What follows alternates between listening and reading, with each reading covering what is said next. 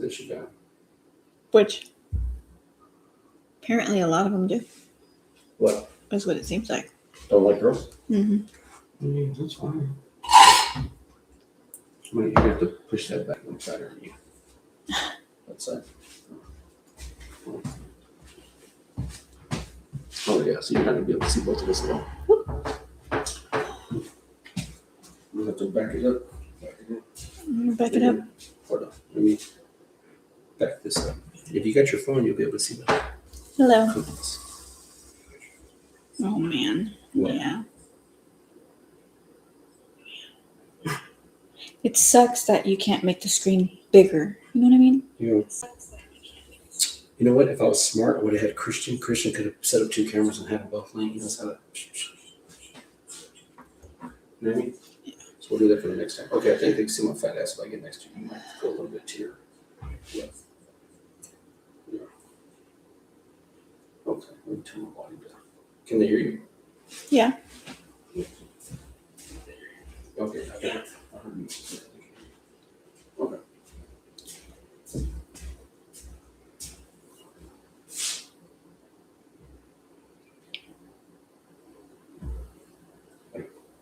Donnie Wahlberg? Oh, Donovan. Donovan? I guess. I don't know any other Donnie. Hello. All right. Sorry, guys. I'm about to bring my fat ass in here. So. What? I forgot something. I don't know anyone that calls him Donnie, do you? Mm-mm. I mean, I call him Don Don. You call him Dono. I've never heard Donnie. Maybe on the game or something. Yeah. To the ladies, he's known as the Mac Attack. So. And he'll never know what we're saying because he thinks he's too cool to even watch. He's not even subscribed, which I think is just messed up. You just wait. If he's ever needing something, we're not going to subscribe to him either. Yeah. Matter of fact, I'll start a fake account down there and bully him. I'll troll him more than he's ever been trolled in his life. All right. Oh. What? Hey, Don. Who's that? Donovan. Stupid. You just said hi, Mom. Oh, okay. Okay. Donovan, go to bed. No. That was like the first time. Mm-hmm. I'm going to move this up. I'm going to move the chest. But, I mean, he could always come over here since he's in the other room. So. What's going on, guys? Get all that out of the way. Phone here so I can see who's talking smack.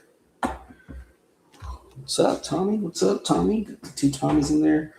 Dragon Lord ATT. That's Don. That's Don? Yeah. Oh, he loves dragons. It's like Big Earl from Starsky and Hutch. Love the boy loves dragons. Mm-hmm.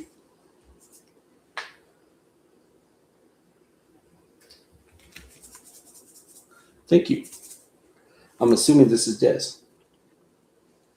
Mm-mm. No? Oh shit. Who's this? Charlotte VT. Is this like Charlotte Flair? You watching? Oh, what's up? What? Be weird if it was Des. Be. How many names could you possibly have? You got Dragon Lord. Dono and Donnie. Yeah, it's all good. I mean, like.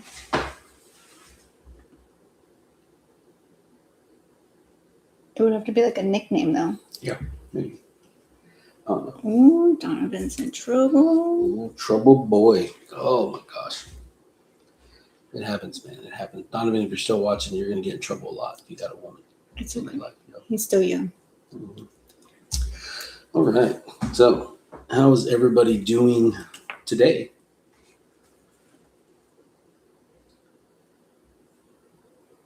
Man.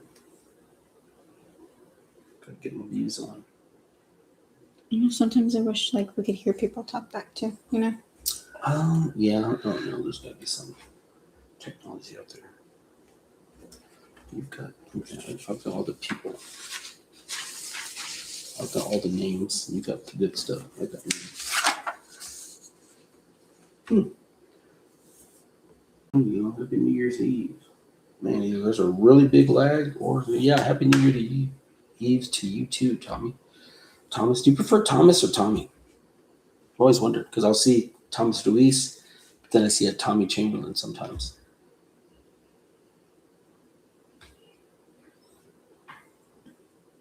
I like Tommy more.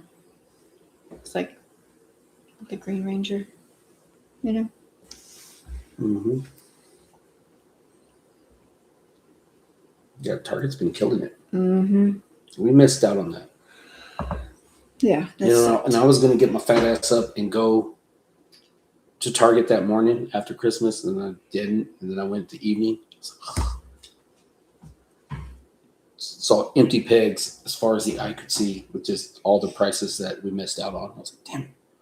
It just sucks how far away the other Target is. Yeah, that Still one, in Lubbock, but that one gets picked before this one, though. it's way out there. Mm-hmm. You say way out there, it takes like 15 minutes to get there. I know, but Mm-hmm. Everywhere in Lubbock's like 15 minutes, right? You hit Marshall Sharp, you're clear across town, hit the loop, clear across town. There's just a lot of bad drives up. like compared to the one down the road, Oh, that's that one's way out there. Yeah, so we live like 2 miles from one of the Targets. So, and then like we're actually pretty good because we got like a Walmart. It's like 2 miles that way. Target's 2 miles that way. GameStop's right near Target. So. That's crazy. Like sometimes I see comments where people like don't see certain figures, and they'll be shelf warming or peg warming here, and it's like crazy. But then there's times like there's things we don't see that I'll see people like found 11 of them and just stockpiling them. So Yeah. It does suck. mm-hmm. All right. So I'm just a co-pilot, babe. Co-pilot for this magic carpet ride. Let me know where we're going. All I know is I got names for a giveaway. Yeah. You just do the giveaway now? I'll probably wait to see more people get on. Okay. Yeah, I'm still not feeling that good. I haven't been feeling very good the last couple of weeks. Couple of weeks, but it's like one kid gets sick, and then the other kid gets sick, and the other one gets sick, and it's just like a rotation. She's usually, with the kids. I'm at work, so I get to miss all the disgustingness and germs. But fortunately, Babe's got to run right smack into it, line of fire. Yeah. So, is anyone doing anything special tonight? Besides watching us right now. Yeah. Which thank you for that. We just kind of wanted to get on and say Happy New Year's to you guys. I know it's somewhere out there, somebody's going to be dancing in their Pink Pony Club. So make sure you get video of that.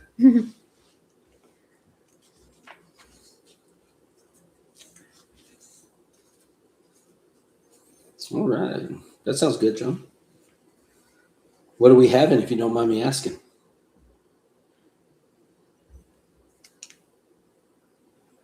I'm hanging out. Yeah, sometimes it's better to just stay home. Indian. Oh, okay. Have you ever gone to an Indian restaurant? I don't know how legit it was. We had one here called like Delhi Palace or something like that. And I don't think I've ever had Indian. yeah. I know they like curry, right? Yeah, I think so. I know they're big with curry, but It's kind of like rice and beans for us, right? mm-hmm. But it wasn't bad. I just don't know if like how authentic it was. So And Gizmo's awake. Gizmo's Always at the same time, every freaking night. Gizmo is the hedgehog, in case anybody didn't know. A 5-course meal. Damn, I don't understand that. It's a lot of food. I mean, if the portions are big. Yeah. But still. Because when I think about it, I can't really think of any large Indians, like, overweight size. So it's almost like Asians. And I I'm not know, trying like to the get her fancy canceled, but, restaurants, like in general, are usually like 5-course meals. Yeah, by the way, my views are in no way, her views, so before people get offended or whatever. What are we talking about? I just had never seen an overweight Indian person or an Asian person, but somewhere, people always want to cancel somebody for something.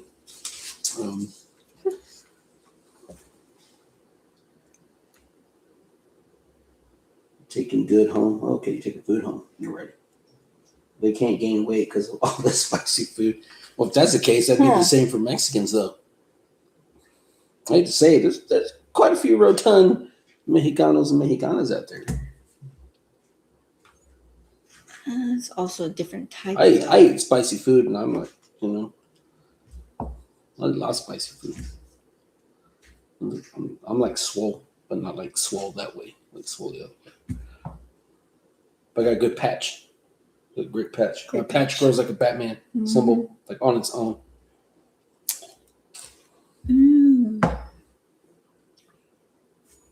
We had tamales for Christmas.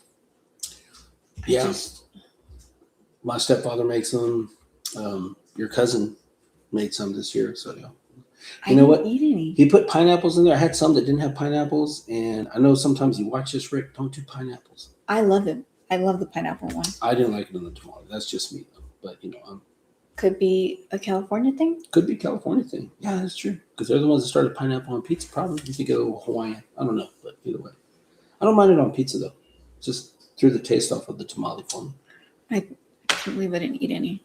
I was just feeling too shitty that day.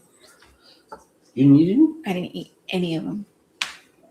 So I regret that. So my fat ass ate them all because there was like some in the fridge and there was like a bag, and then I came back the next day. Don ate some. Okay, that makes sense. I came back the next day. I was like, I didn't remember eating that many.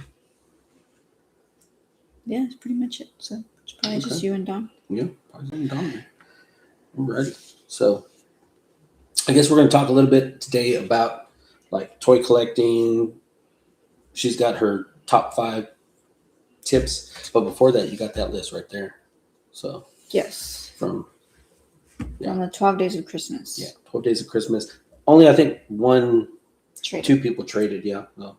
Yeah. This is the final list of what's going to be starting to ship out next week and all that stuff. So some of you that have had an appreciation award, we were actually holding off so we could put that in the box with it. Okay, so I'm going to read them. I'm going to go over who's got what. Got Robot Wars Spawn, Brian McElwee. Marvel Legends Secret Wars, Iron Man, Jeans Gems. Tekken Heihachi, Michael Richards III.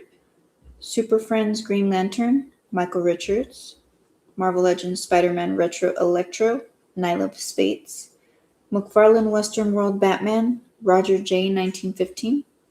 Masterverse Cobra Khan, Devil Dog 714. Masterverse New Etheria Hordak, Steve Mooner. Tekken Jin Kazama, Noemi Ramos. Or Noemi Valencia. Man, I tried to get her in a giveaway for you guys, but couldn't have. I was going to raffle her off like $100 a ticket. It's basically her older sister, but it didn't happen. She done got hitched. Oh well. We would have driven her to you, delivered that. Her and all her kids. Luckily, she's not watching. Even if she is, I wouldn't care. Again, if you are watching Nomi, my feelings and expressions are in no way impactful of how she feels. So. McFarlane Digital Green Arrow, Nerdbot 37. McFarlane Super Friends Aquaman, Carlina. And Platinum Robot Wars Spawn, Riley Billy Nelson. Riley Billy Nelson. Yeah, that was kind of a curveball whenever it was like, it's me, Billy. I'm thinking witness protection program. We didn't even put 2 and 2 together, huh? No, sounds something like Kentuckian would do. I don't even think he's from Kentucky, but either way. I'm sorry, I'm just over here drinking my drink. All right, I guess I got this New Year's giveaway thing in my face. So I guess this was on the 12th day, 12 days of Christmas. So New Year's Eve giveaway, small giveaway, nothing big, but if you're a Star Wars fan, then you'll probably like it. So this is the one you showed, right? Mm-hmm. Showed that little 3-pack, which that one's actually kind of cool. I like this guy over here. It's cute. I don't know who it is. Maybe the Magna Guard. I don't watch much Star Wars. I do. You know what's crazy? I was 33 years old before I saw my first Star Wars, and it was Revenge of the Sith. Then I went back and watched the rest. And then there's this guy from Ahsoka, the Grand Admiral Thrawn. He's drinking Dos Equis. And then Ahsoka herself. And I gotta say it, I mean, if I didn't know it was Rosario Dawson playing her, I would have been like, that looks like Rosario Dawson. So they did really good with the likeness on that. So put those off to the side. Yeah, I'm either drinking Dose or margarita. That's usually what I'm going to be drinking if I'm partaking in festivities. So some of these have multiple names, so I guess it's because they had ones they didn't use. Mm-hmm. Okay, so entries y'all didn't use. So I will go over that list, and if you hear your name, then that's how many entries you have. Okay. So we got Linda Ramos, Steve Munyar, Steve Vendetta, The Chosen 112, that one he did use one. Tommy Morrow, Roger J 1915, Devil Dog, Carlina. This one's a new one, so if I say it wrong, Fireborn XTG 5000 and Fireborn XTG 5000. Thomas Luis, Joseph Michaels, Pirate Bob, Ray Mungus, Jeremy Allen, Brian McElwee times 3. Riley Billy Nelson, John Garcia. John, you never used any of yours, so you're there. Same with Brian. Brian never used any of his. Mike Hamilton, and Urban Jester 420, which I haven't seen him on the chat for a while, but he did earn a spot. So I'm going to call it. I like to call it. And I told you earlier, I get the feeling it's going to be either somebody with multiples, and I'm going to go with John Garcia, or it's going to be Urban Jester just because he hasn't been on in a while. So go ahead. I'll let you pick. It's your turn. It's not my turn. I did all this right here. See that? I'm all out of breath and everything. And I got to pick this little guy right here. This little guy. Oh, shit. I was totally wrong. Mr. Tommy Morrow. Ooh. You are. Congratulations. Mr. Tommy Morrow is the winner of the Star Wars. Okay, I'm going to get this out of the way. Yeah, and I don't know if you're like a big Star Wars guy. I know you're a DC guy, but that 3-pack is pretty legit. I'm sure you could trade somebody or something for that. I do need to do more Transformers stuff. You've been telling me that for a while. What do you mean? More Transformers? Oh, giveaways? It's kind of hard to because you collect it. Transformers is one of those ones don't really buy doubles of because shit, the price has gotten up there. You know what I mean? Like, hell, a deluxe is small and they're $25. Once you start getting to the Voyager class and Leader class, almost $100. But yeah, you do. Picked up a pretty good lot today. Well, at least it looked like a good lot. There was like 73 Transformers, like all different sizes.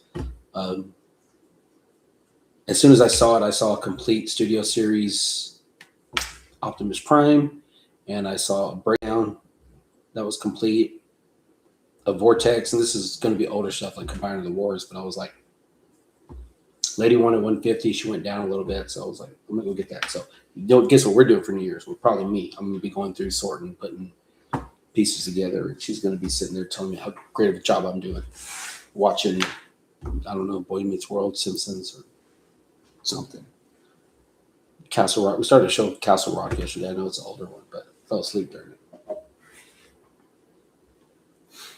Love you, Mom. Get off the page, mother. No, I'm just playing. It just sounds funny when I say that. To me, it does. Yeah, Castle Rock.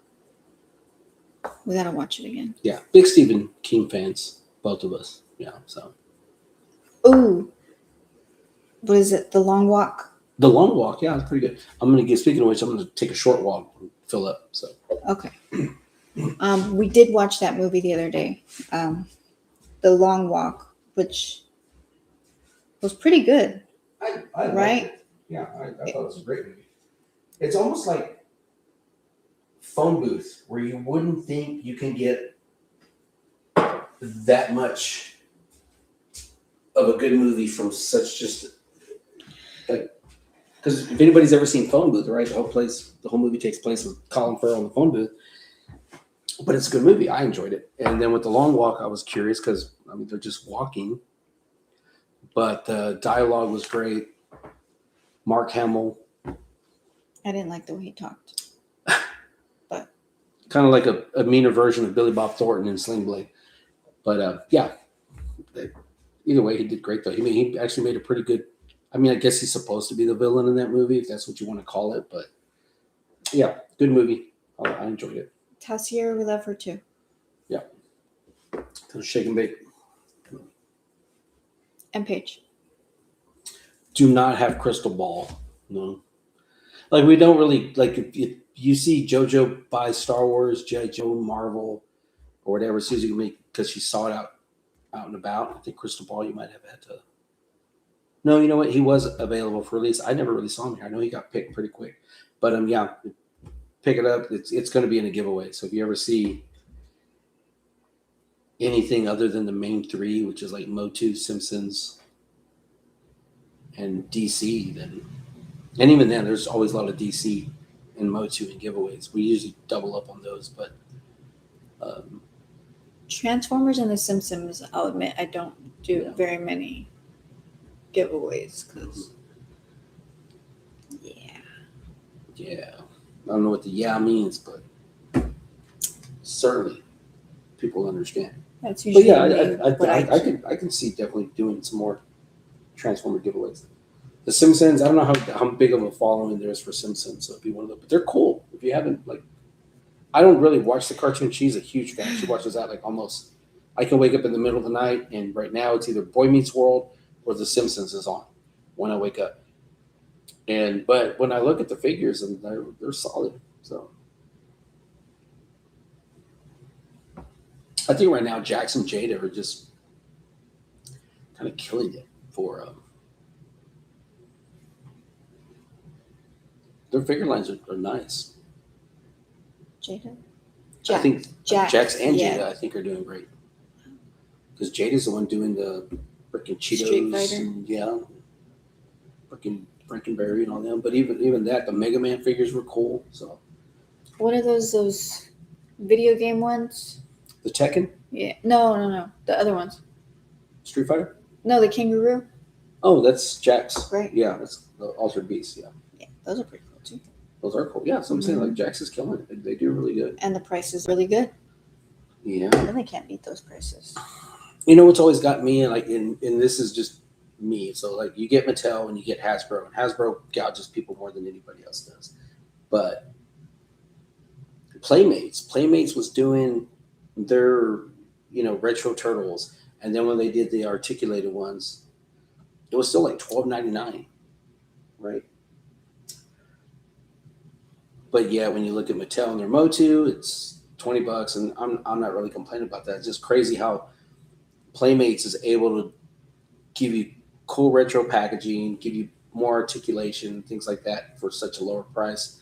And then you got Mattel, and then you got Hasbro that are a lot higher. And those itches. But I always wondered how they did that. You know what I mean? I was like, they're a smaller company. By all means, they're smaller than Hasbro and Mattel. But yet they can do a better price.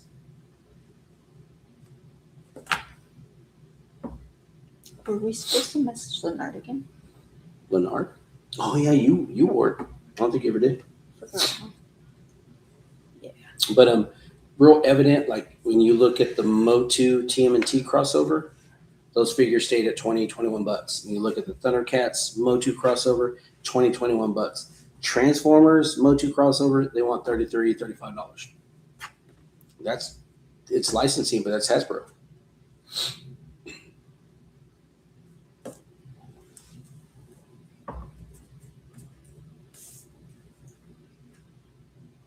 Listening to, oh yeah, New Year's Day, man, that's a great song from U2. All is quiet on New Year's Day. Right now it is. All the kids are gone except for Donovan, but I never really know if he's here or not because I'll come home and. What time is it in Ireland? in Dublin. Who's in Dublin? Ooh, Jorah Kane's in Dublin.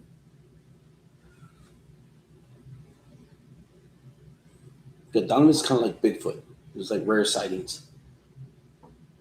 Come out of the room every now and then. Yeah. Just to forage. Sure. You know, eat all the Frankenberry and whatever. And freaking go back. Well, it's usually, what is it?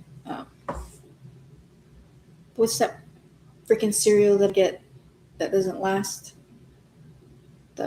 Most of them. No, Lucky Charms. no, we like the Lucky Charms. Cinnamon Toast.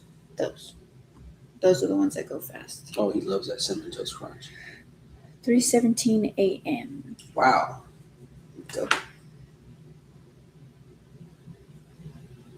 No, Don didn't want to go anywhere for some reason. But I mean, he's a 15-year-old boy, so I mean, we've all been there. He's got games and his TV and he's got whatever. Yeah. I mean, Except for right now, because right now we took his cord. we took his we took his Ethernet cord so we can plug in. That way, we make sure there's not a lag or we don't drop or anything like that. No, but if he wanted to, he could connect to the internet on there, huh? Mm-hmm. Yeah, he can do Wi-Fi. He just wanted an Ethernet cord because he didn't want to lag. So. Yep.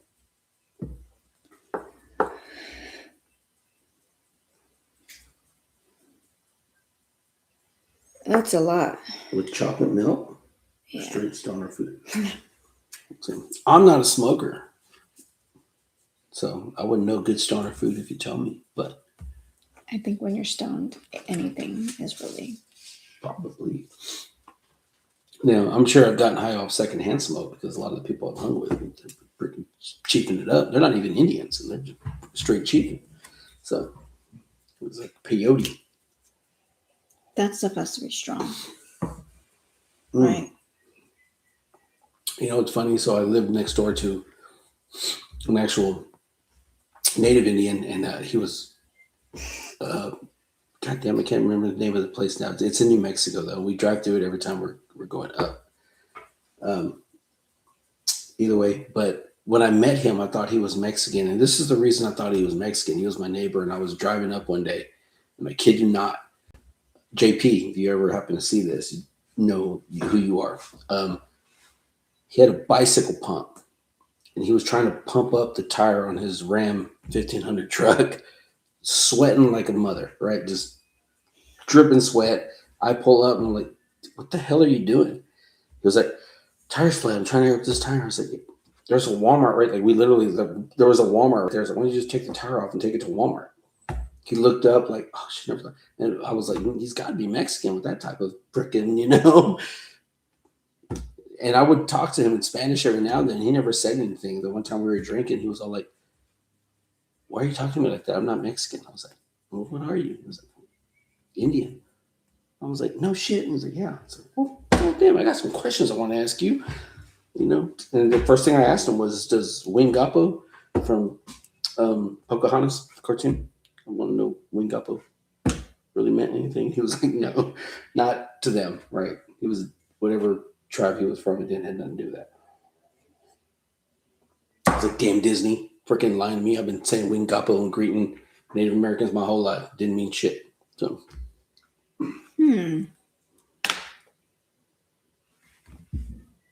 That's interesting. Wonder how much they make up. Oh, damn. Thanks, Pirate Brock. He's getting those gift memberships. You got Talib 1980, Devastar Omega, Joseph Michaels, The Collector, and Big Red. I haven't seen Big Red in a while.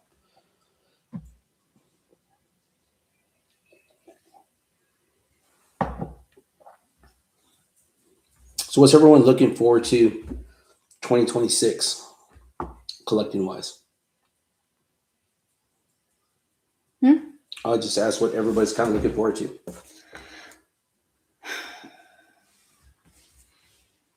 Like me, I know it's an unpopular opinion, but I'm actually looking to see what Mattel does back with DC. Zatanna Collector's Editions. And and like I got out of the McFarlane one. In fact, I literally got rid of it all, except for like the duck and the plane, certain pieces I kept, right? Um, and I was excited when McFarlane took over, because Mattel was like shit for years. Like, and people can say what they want to about DC Universe Classics, and I always look at it this way. In 2007, when DC Universe Classics came out, if you were a DC fan, you can say whatever you want to now. That was like, oh my goodness, these figures, they kick ass, right? And they did. They were comic accurate, bright and colorful. Mattel's always used the same bugs. That's nothing new, and so do a lot of people, right? Hasbro does it. McFarlane's done it. How many times has Bizarro body been used for Superman, vice versa? Batman bodies are reused. I mean, it's expensive to retool, but 22 points of articulation is what we get from McFarlane. In 2007, we were getting 22 points of articulation on the DC Universe Classics figure. They had pin joints. And I love McFarlane figures. I was excited because I thought for the first time, I'm going to see some badass capes. Because one thing McFarlane can do is capes. Like all his Spawn figures, badass. So I was like, do it. And his first wave was a banger, I thought. I mean, he had a little bit of everything. He had, he had the Arrow figure from CW show. He had some animated figures, and then he had Batman Who Laughs, the 1000 Batman, and the Superman Action Comics one. I mean, it was a solid first wave. But you know what? I heard a lot of complaints. 1, 7-inch scale. Number 2, the diaper. Number 3, the plastic in the beginning wasn't that great, but got to understand, McFarlane's a smaller company versus Hasbro Mattel. Plastic's not going to be as great. And I'm on all these DC pages. So there's people that I've seen that complained about every aspect of McFarlane figures. And now that Mattel's taken over, they're complaining about every aspect of Mattel figures. And I'm like, dude, I would love to just go back, screenshot your post, and talk about all the trash you talked about McFarlane. You know what I mean? Because I was like, you complain about the pin joints, you complain about the diaper, you complained about the scale, you complained about this, and now all of a sudden Mattel's taking over. You jump on the bandwagon of people that really do appreciate the McFarlane figures, just to say, oh, well, this isn't it. Their last shit sucked. Mattel did horrible. That multiverse line, when they came out with it, God, it was horrendous. So I was glad that McFarlane picked it up.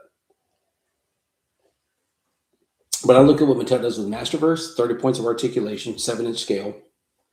What they do with the WWE wrestlers, 30 points of articulation in their Ultimates, in scale, right? No pinned in the joints.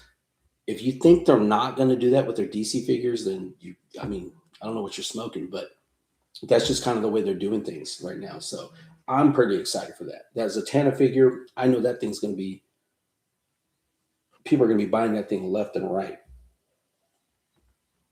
Scalpers are already going to be like trying to get that figure. That's Zatanna, and it's a good looking figure. The one thing that kind of turned me off with the McFarlane for a while was everything is a platinum. Like, so when I look at that Zatanna figure, the better head sculpt is on the platinum figure. The figure I like better is the regular release. I mean, smart though, right?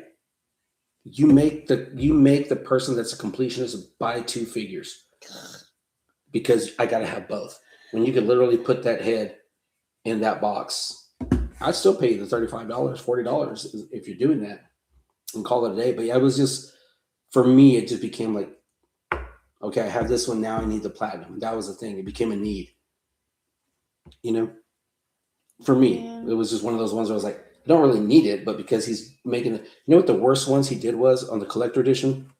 The Connor Kent and that Red Hood Joker. If you put the Red Hood Joker, I could put him in front of people. Can you tell the difference? If the lighting wasn't right, they couldn't tell one suit was purple and one was black. That was the biggest thing. So it was like, but man, McFarlane has created the best FOMO in action figure collecting that I've seen in a long time. Mm-hmm.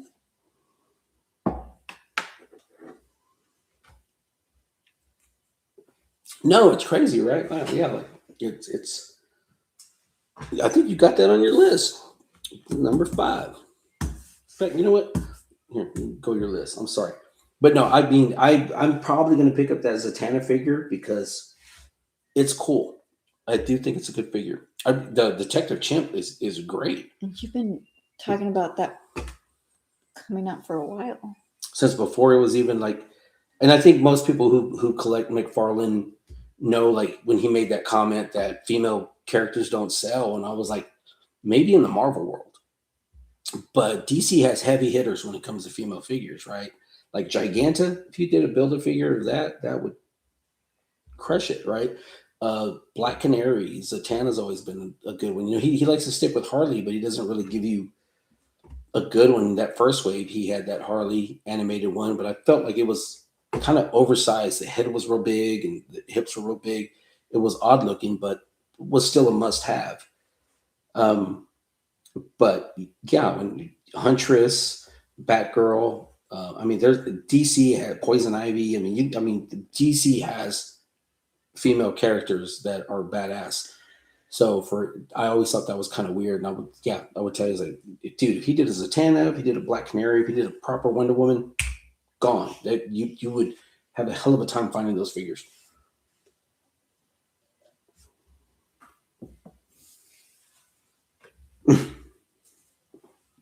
Todd's a mofo who peddles FOMO. Yeah, Tommy, the regular one looks the face sculpt looks like badass. And then, like as far as the suit and everything, but the platinum one kind of has like just like a normal face. And I think the regular one, I might be mistaken, one of them has like a weird smirk. And like when I look at it, and I'm pretty sure it's final images I've seen, it's just one of those like, wish you would have put that head on that body, and that'd be the only one I need. But I do plan on picking up a Zatanna. And then I'm going to get the DC Universe Classic Zatanna just to put them with each other, compare them with each other. That one was a good one because that one actually had cloth net. Like the netting on her legs were cloth. It wasn't painted on. So same with Black Canary. That does make a big difference. Mm-hmm. All right. So JoJo's got her top 5 tips to collecting. And y'all can disagree with this. I might disagree with some of that. We'll see. But what?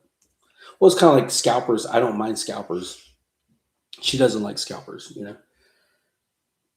I just feel like they don't really bother me. You know what I mean? I look at it, if they beat me to the figure, they means they wanted to get up early, go do what they need to do, get the figures, and they already know somebody's going to pay for that figure.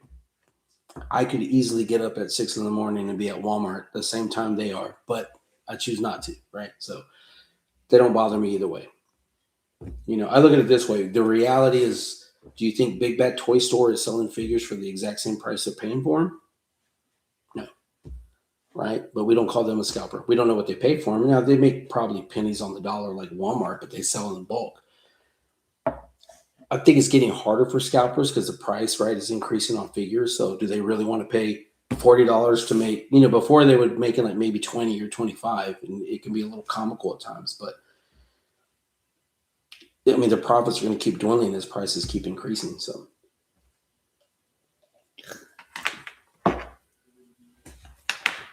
and Hasbro's proven that people are, some of their figures are like $65 now for some of those. Hell, I think even McFarlane's sniffing something because his elite figures are going to be like $40 or $50. And I'm like, now is my dumb ass going to buy a couple of them? Of course it is. But, it's just like, damn it. Yeah. So as a scalper, I'm like, are you really going to go spend $260 to buy all 6 of them or whatever it is and hope you sell them? More power to you. Don't let me stop you.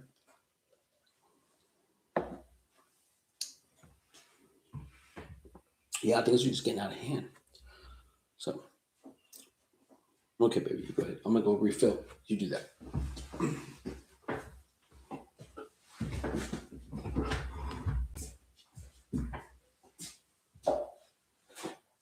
Baby doesn't drink, guys. She's a lightweight. Yeah. I got my lemonade, though.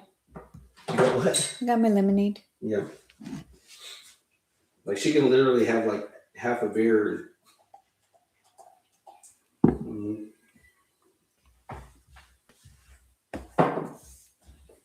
is pretty bad. You ever seen Never Been Kissed when Drew Barrymore's all at the bar and she's all firecracker, firecracker? It's pretty much where we're at. As It's long adorable, as I'm like the happy kind and not like the angry, emotional type. I've seen you drink a few times. You're usually pretty happy. Mhm. Yeah. I'm always pretty happy for the most part. Unless I'm at work. I can't be happy there. Can't let them guys see me happy. What?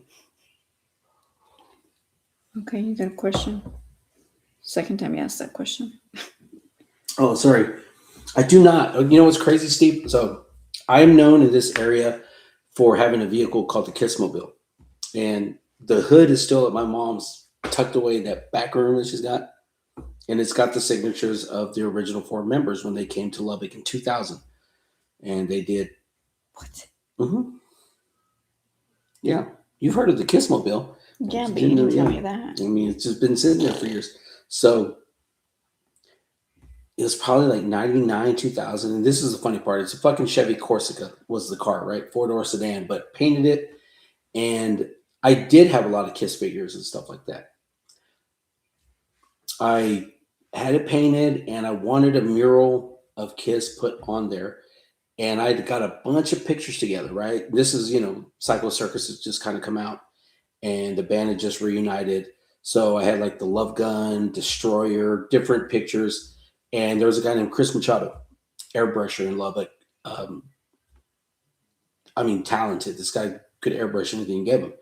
I took him the car and I gave him these pictures and was like, man, I just want you to put something on the hood, whatever you think is going to look best. I really, kind of just leave it up to you. Asked him how long it was going to take, and he told me it was going to take about 2 months. And I was like, okay. So wasn't worried about it.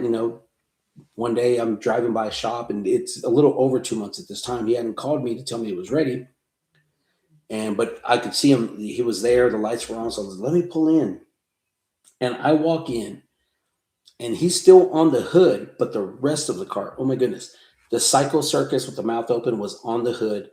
The Love Gun was on the trunk. He had put Kiss on the side, so in the K, the I, and the S, they were wide enough because think it's taking over the whole side.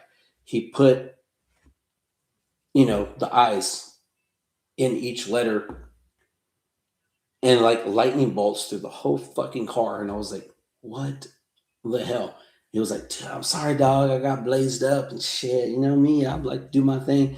And he did his thing, and on the front, it was the Destroyer album cover. And I remember pulling that out and I literally hit the loop. So he was in Carlisle, right? So that's way West 19th. When I came and hit the loop, I lived at 61st Street, kind of where your mom's at right now, right? And I'm on the loop and I get pulled over immediately, like just boom, like I hit the loop, get pulled over. The cop was cool. He just wanted to look at the car. So about a year driving around, there's even a guy named Skyler, like when he comes to the shop and visit, he always talks about me getting him into the clubs and take him in the Kissmobile. And in the trunk, I've always, been an audio guy. CD changers were big back then. I had this 10-disc Sony CD changer that was full of nothing but Kiss CDs. And everything was back walled. So I had where the spare tire would have been. It was just a little platform that would raise up, and then the actuator would pull the Kiss sign out. I drilled holes so I could put sparklers. And I would light them bitches up, and then I would cue the CD changer. And I had, it wasn't the Psycho Circus figures. It was going to be it was the figures they did before Psycho Circus. The ones that had like the K and the little album in it when McFarlane first did the Kiss figures. I had those glued down on the stage, and it would just rock and shake as the music would play. So a lot of people know me in this area still for the Kissmobile. But Wes Nessman, he's still kicking at 94.5 FMX, which is a rock station. I got tickets to the Kiss concert, and he had called me and asked me if I wanted to meet the band. The bad thing that sucks. So we need to go to my mom so we can get there. You see, I have a picture with the 4 members. Unfortunately, they are not in their makeup. They came out when they were just regular. But I have that, and he signed the hood, and I put 9 coats of clear on it, and it is in that back room under 2 blankets. Because my older brother used the car one time and totaled it. and insurance doesn't cover anything like that. But what's even better about that, so I had like a full Love Gun set, and when I say I had the full Love Gun set, right, patch was showing. I could open my arms, and the little wings were coming up. The chains, 7-inch platform dragon boots. I took 2 friends. So Savetto and Pat, if you're ever watching this, you chime in, you tell them about these good times. We went to the concert. We left, and I'm in full makeup. I'm like full, gear, and they look like groupies because they're got the face paint on, right? We go to Whataburger because Whataburger was open late, and there's people staring, and I'm getting up to leave, and I remember it was a Mexican couple, and they were like, excuse me, Mr. Simmons, can you sign this? They gave me, it was like a receipt. And I remember, like, I signed my fucking name, right? I said, Michael Martinez, there you go, right? And handed it to him and walked out. And then in the morning, I'm sitting there remembering, like, I wonder if these people woke up, because I know they were drinking. I wonder if they woke up, like, who the hell? They were probably expecting, right? Gene Simmons or Gene Klein, right? But no, yeah, so, yeah, I used to party back in the day, man. So it was just one of those. Yeah, I signed an autograph to some couple. They got a Polaroid with me, by the way, too. So good times. Oh, Mini Kiss is cool. I never got to see Mini Kiss. They've come through Lubbock. I've seen Strutter, which is another, like cover band. But yeah. Who's Mini Kiss? Midgets. Little people. I already said it, so if you're going to cancel, don't cancel her, cancel me. Like, I don't care. But yeah, no, I did have a lot of Kiss memorabilia back in the day. There was even those 24-inch figures that you could hit the button, and they would sing different songs. Like Ace Frehley was Shout Out Loud. I think Gene Simmons was God of Thunder. Paul Stanley was Love Gun. Peter Criss was Beth. So both of your brothers get into freaking car accidents a lot? All the time. Like, you remember Roland totaled my mom and... You said he's done it more than once, right? Several times. My little brother has like totaled like probably 4 or 5 cars. Yeah. It was almost like when I had to piss you off though, right? When he did it? With that car? Yeah. I didn't even know you, and it makes me mad. But then you got to go hindsight, right? And I'm like, I'm the dumbass. I gave him the keys, right? So nobody to blame but me. Were you drunk? Mm-mm. Why would you give him the keys? It was one of those ones where, like, he was doing good at the time. He was like, yeah, he was literally just supposed to run a Walmart and pick up some things because he was going to have the kids for the weekend. He didn't have a vehicle at the time, and I didn't have multiple cars. Like, the Kiss vehicle is my freaking daily driver. So I was like, yeah, go ahead. And, and cell phones weren't big then, so he didn't have a phone to call me. It was like, not until the cops came to the door to tell me that he freaking wrecked it. Like, I mean, boom. And it was crazy. It was almost like, serendipitous, right? The hood was intact, but that whole back half was just freaking gone. I mean, it's West Texas. A lot of people have those cow guards. So back then, it was like a freaking huge Ram dually that slammed into it. Yeah. There's just a lot of bad drivers here. I hate to say it, right? We got lot. Texas Tech, so we get a lot of bad college drivers right here. Or just fucking adults that are just fucking horrible. What? She hit me. Yeah, she hit you. I'm talking about that one time you got the ticket because you cut the cop off. So I didn't cut the cop off. He was just behind me, and some idiot decided to come out of fucking nowhere. That's not my fault. That was not my fault. Yeah, I'm older now, so now I can like rock and roll at the afternoon and party, like evening. Yeah. What?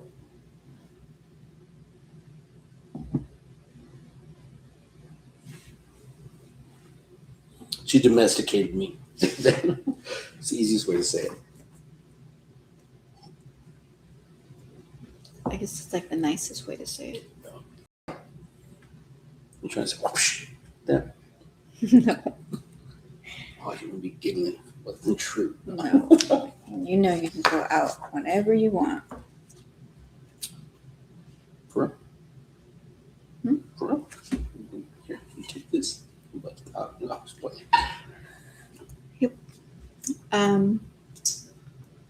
This is the best brain, yeah. I mean, I'm 50 now. I probably couldn't make it partying all night. I probably got one more all nighter in me though. So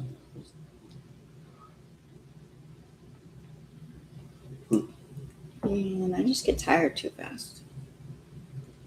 it's because she stays up till 3 or 4 in the morning. So like it's one Okay, of those- well, I stay out. I go to bed early technically, but I don't fall asleep. She early. puts me to sleep. Like she'll be like, "Let's go lay down." Then she knows I'm gonna fall asleep as soon as I hit the freaking bed, and then she's up having a great time. Sometimes I gotta wait for you to fall asleep before I put on what I really want to watch. Yeah. But for It's the always most the same thing. It's always like Simpsons, and lately it's Boy Boy Meets Meets World. For a while, it was either Desperate Housewives or what was the other show? Desperate Housewives. There's another one you were watching a lot of. How I Met Your Awkward? Mother. You're doing How I Met Your Mother for a while. Friends. Friends, yeah. Friends and Desperate Housewives. Those are two that I always go back to. Simpsons is kind of like I just don't stop. Can't stop. It's like Puff Daddy. Can't stop. Won't stop. There you go. You see what happened to Puff Daddy because he couldn't stop, right? That was a good documentary. It's just horrible. Man. Malcolm in the Middle. I just saw they're doing like a reunion thing of Malcolm in the Middle. I'm hoping they don't bring back the show. I'm hoping it's just like one long episode, Malcolm in the Middle. I never watched that show. I didn't watch a lot of TV. Like I watch a whole lot of TV now because Babe likes to watch TV, and I'm fine with it though because there's some good shows. Some shows I don't really care for. I just sit there because you're there. So Malcolm in the Middle is the one with Bryan Cranston as I the like dad. Breaking Bad. Breaking Bad was good. I like that movie. Why Him? I don't remember. I think he's in that movie, right? Yeah, that's good. I like when he throws that chicken. Good, just chops it out of the way. Yeah. Basically, it's just Malcolm having to come back and deal with his family. Oh. I guess for the last forever, how long he's been away, he's tried his hardest to stay away from his family because they're all fucking crazy. You know what show I did like? The Middle. I like The Middle. I don't know if anybody ever watched The Middle, but I liked it because it was like more realistic. Like the house was kind of in like mess. Everybody, they weren't rich, right? Like their house was like normal. It wasn't like a mansion. So I really liked The Middle. I thought that show was good. Yeah, Malcolm in the Middle is like I never saw that one, but when did it come out? worse than that, basically. When did it That came out in like the mid 90s to early 2000s. Something like that. So mid 90s, I was in the Army. No, late 90s. Late 90s, I was out. It said it's Working, been going to 19 years. Is what it said in the trailer, that it's been 19 years. But I'm like, the only thing I don't like about that show is his mom is just so fucking loud and But other than that, I really like the show. And it's got, what's his name? Danny Masterson's younger brother. Poor Danny Masterson. I haven't seen an alternate Breaking Bad ending where Hal wakes up from a dream. No way. Yeah. Is that like Roseanne? How the end of Roseanne, it didn't really happen. I guess she was writing a book or something like that. It was weird the way Roseanne ended. I didn't see the ending of that. I thought it was crazy how they canceled her. I was like, you know what I mean? I think it started with Roseanne, right? Like the whole cancel culture thing. Like, we can cancel her, we can cancel anybody. Because she was always, I mean, her comedy was always, kind of like, what do you call it? Like, You not can't PG. fucking say anything without offending someone. Mhm. That's the problem. Is everyone's entitled to their own opinion, but if someone doesn't agree with it, it's not okay. Yeah, I don't know. It's crazy. And that's why I'm just like, a lot of the time, I gotta fucking hold back on a lot of shit Oh yeah, this JoJo's Toy Chest could totally be a totally different kind of Man. Yeah, that's why I don't come on very much, guys. Because Yeah. realistically, like I never know what I'm going to say. Somebody makes a comment, I'll probably just Oh, say what man. comes to me, and then there you go. There goes JoJo's subscriber list just right down. And I'm like, well, I mean, you know, she puts a lot of work into this, so.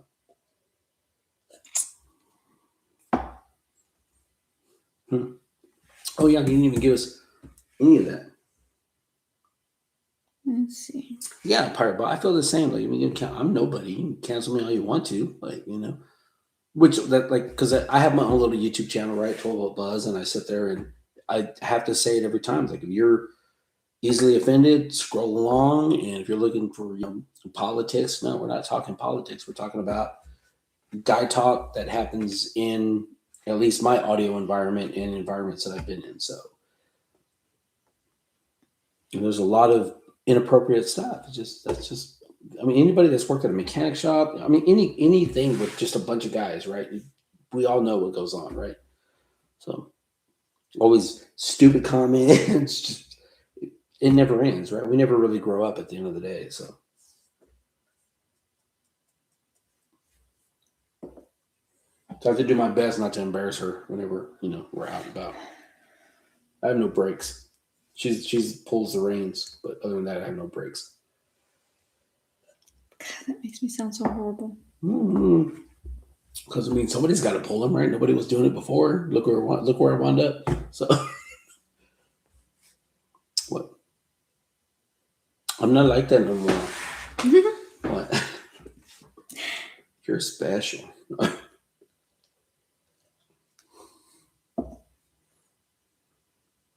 Let's see. Right? Yeah, there's man stuff. Even Christian's always like, "We're doing man stuff today. Today we're doing man stuff, bro." That's horrible. Yeah, it's true. Like Tommy says yes.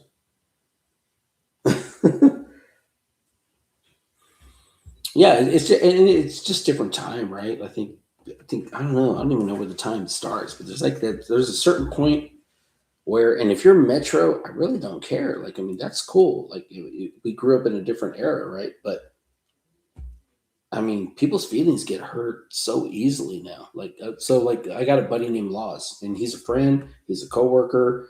He's kind of like my protege that we're bringing up, and I remember sending him home one time because he was like all, he had some girl troubles, right? And he might be watching this. He watches the show sometimes, so.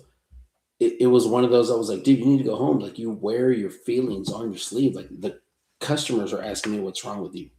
Like, you need to go. That's pretty bad. And he was pissed, but he came back the next day and he was like, and I was like, this is just your generation, so I'm not mad at you or whatever, but you need to go home because if I have a customer ask me, hey, what's wrong with him? Like, what's his deal?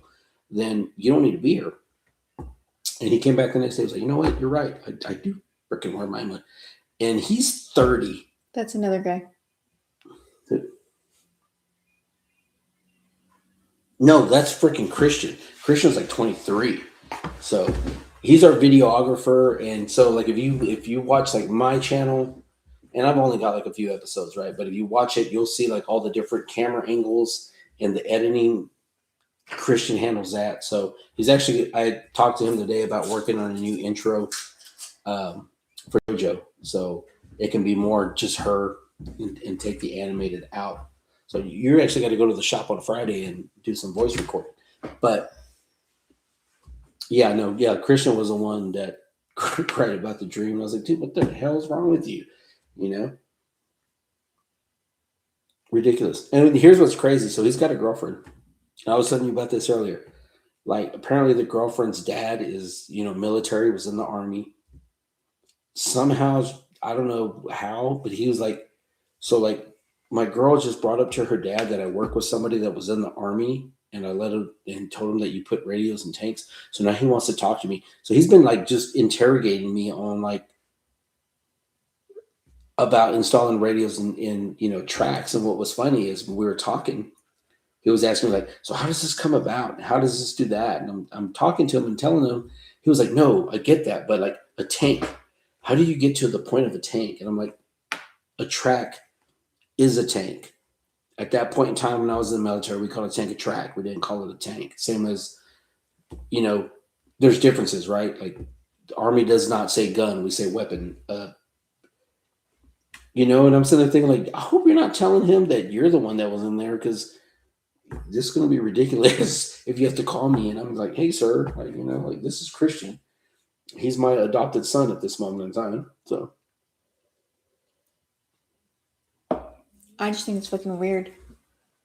right, it's weird. Like he's like asking me how they go in, what I did. And I was like, dude, but you're like really like trying to push a lot of questions here. I don't really get it, but I was like, if he has any questions, just call me and I'll talk to the man myself, because I don't really know what you're trying to do here.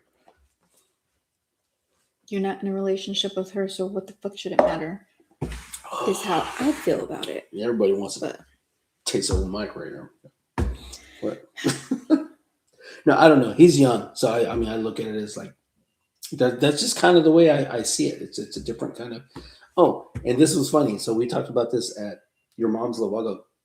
He came up to me and said he's going to meet her dad, and me as a father with daughters, what would be something I asked, right? And I'm like, well, I was like, Paige is going to be, she's the oldest girl, so she'd probably, her boyfriend's going to come a courting one day, and I'm like, the first thing I'm going to ask is can he change a tire? And he looked at me like, what does that matter? I was like, if you're going to take my daughter out, and let's just say you have a flat, are you going to call me to come fix your issue so you can continue going out, or can you at least handle that? I go, what if the relationship is longer, right? And let's just say you're going out of town.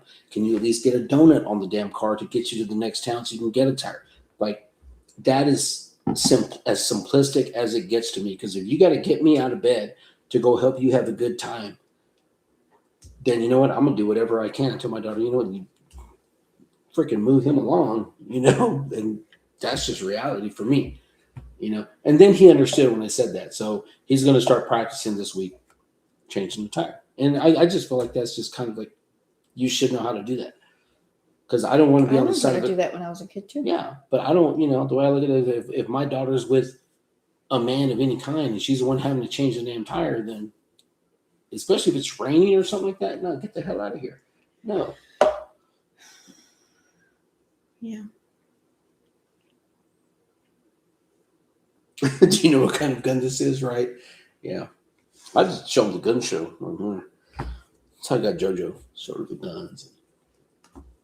What? Okay. We're buying gummy bears. Yeah, I was buying gummy bears. I prefer the gun show. Gun show sounds a little bit more, masculine. But yeah. No, I was buying gummy bears, and that was it. She was so rude to me in the beginning. I wasn't even trying to come on to her.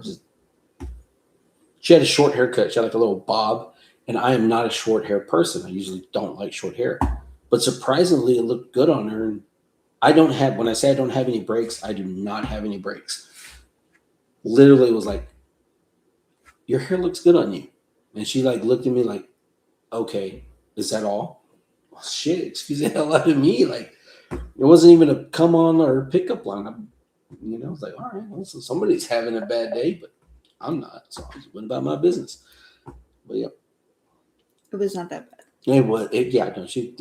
No, she wasn't on the receiving end, right? She was on the giving. So to her, it was like, there you go.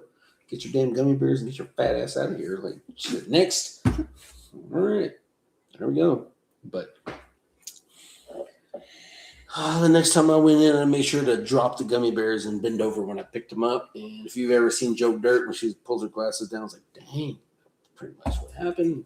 The rest is history. At least that's what I like to tell it to the kids, right? So.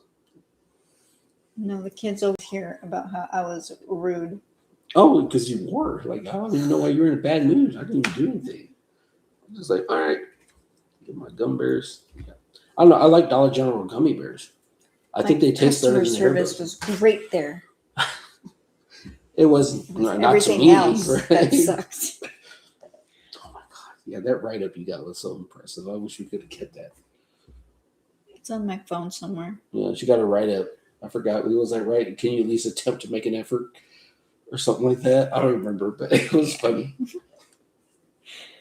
You got a lot of write-ups. Mm-hmm. It's okay though. If he even knew what a masked vehicle was, Steve, I'd at least hear the boy out. You know what I mean? I'd be like, oh, shit, okay. I mean, we might have some things in common, young feller. Let's go over here. Let's chit-chat for a minute. This generation it's just so freaking horrible. It's different. It's horrible. That's what I worry about. Like, I would think though, Paige seems to be pickier when it comes to, I mean, yeah, she likes like that emo look, but Yeah. I would hope that she would bring someone home that knew what the fuck they were doing. I mean, I would think so. Like, I mean, I don't know. You would like to think that, but at the end of the day, I mean, people like who they like. So, but I mean, she's gonna hear it.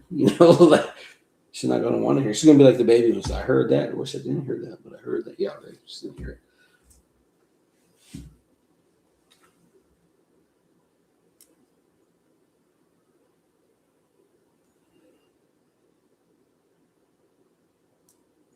Yeah, Pirate Bob. I don't even know how that works. Like, Pirate Bob gave some like memberships to some people, and I don't even know how that works. I'm not even a member. Damn it! There's videos that I haven't even seen yet. You have to use your phone to watch them. You gotta be a member That to see just sounds something. bad. What? I'm not a member yet. Mm-hmm. Emo Phillips. Yeah. And and I get it. It's like different cycles and stuff. I wasn't allowed to be an emo kid. Like, like, I couldn't have emotions when I was a kid. So it was one of those ones. Everybody remembers stuff, right? I'll give you something to cry about.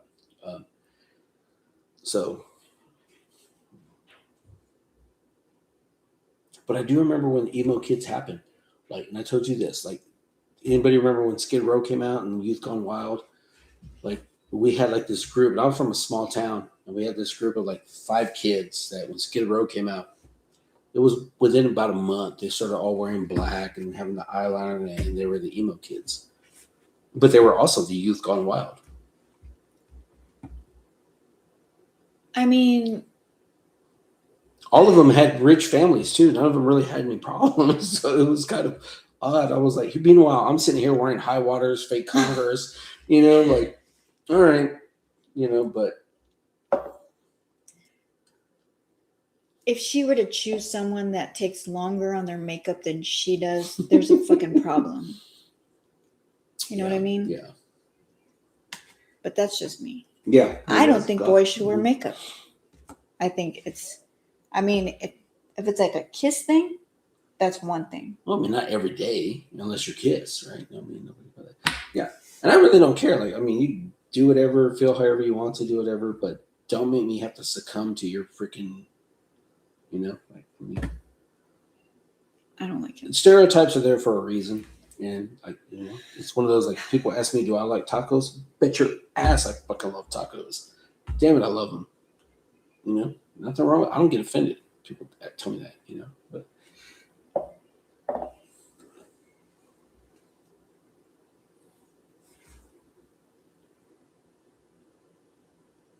Yeah, they cried about. I don't even know, odd things, but yeah, like I do remember that whole group of when it happened, and then Skid Row was kind of like that whole thing. It's kind of like when people wonder why nobody likes Nickelback. Even Chad Kroeger doesn't like Nickelback. I'm sure someone likes Nickelback out there, but it was one of those ones where everything became so poppy. My sister had their CD. I bet she did. I bet she did, man.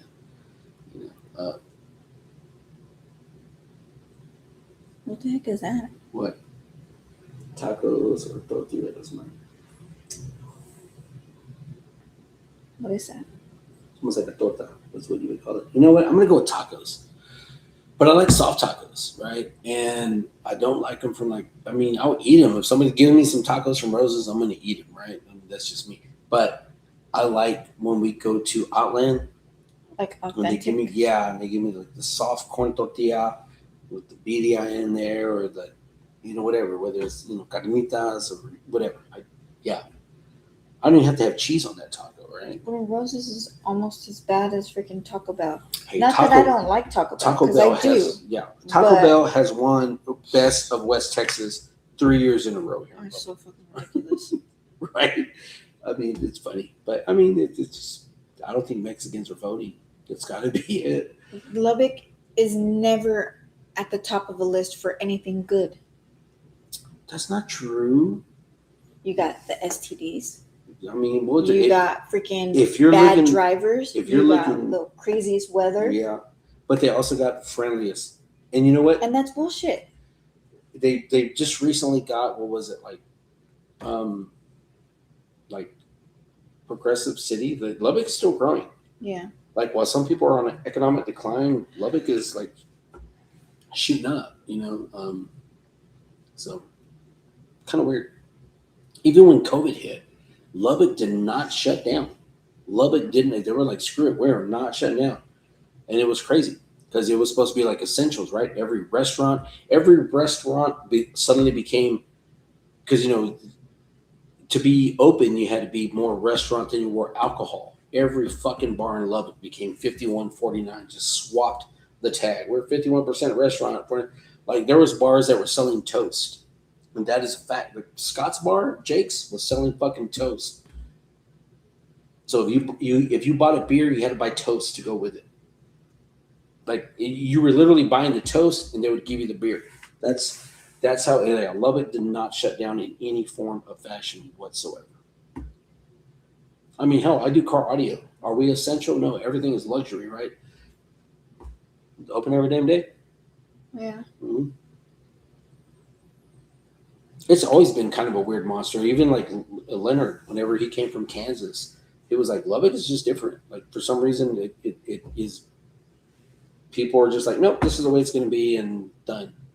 We had a company called Take 5 come in and buy out Bolton's oil change, and Bolton's has been around, for years, since I was young. And Take 5 came, they started changing prices. They did this in Amarillo, which is an hour and a half away. They did this in Odessa and Midland, which is 2 hours away. They did it here, and people complained. That's when all those apology commercials came on the radio and TV, and they went back and lowered prices to Bolton's. And guess what? Bolton's is now coming back. So it's one of those ones where like it did not work here, and Laws, the guy I work with, he was at Bolton's when the takeover happened, and he was like, it was crazy because when we were like, this isn't going to work, they're like, it's going to work because people have no choice. It worked here, and it worked there. It did not work in Lubbock. Yeah. Mm-hmm.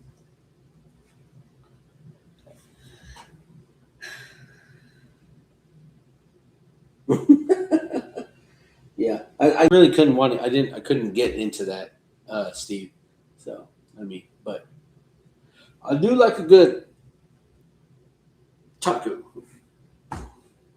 What? Oh, we got that damn little one. Oh, she's at your mom's right now. But Thomas Luis, I need to. Yeah. Oh, I think every guy needs a good tortillera every now and then. Mm-hmm.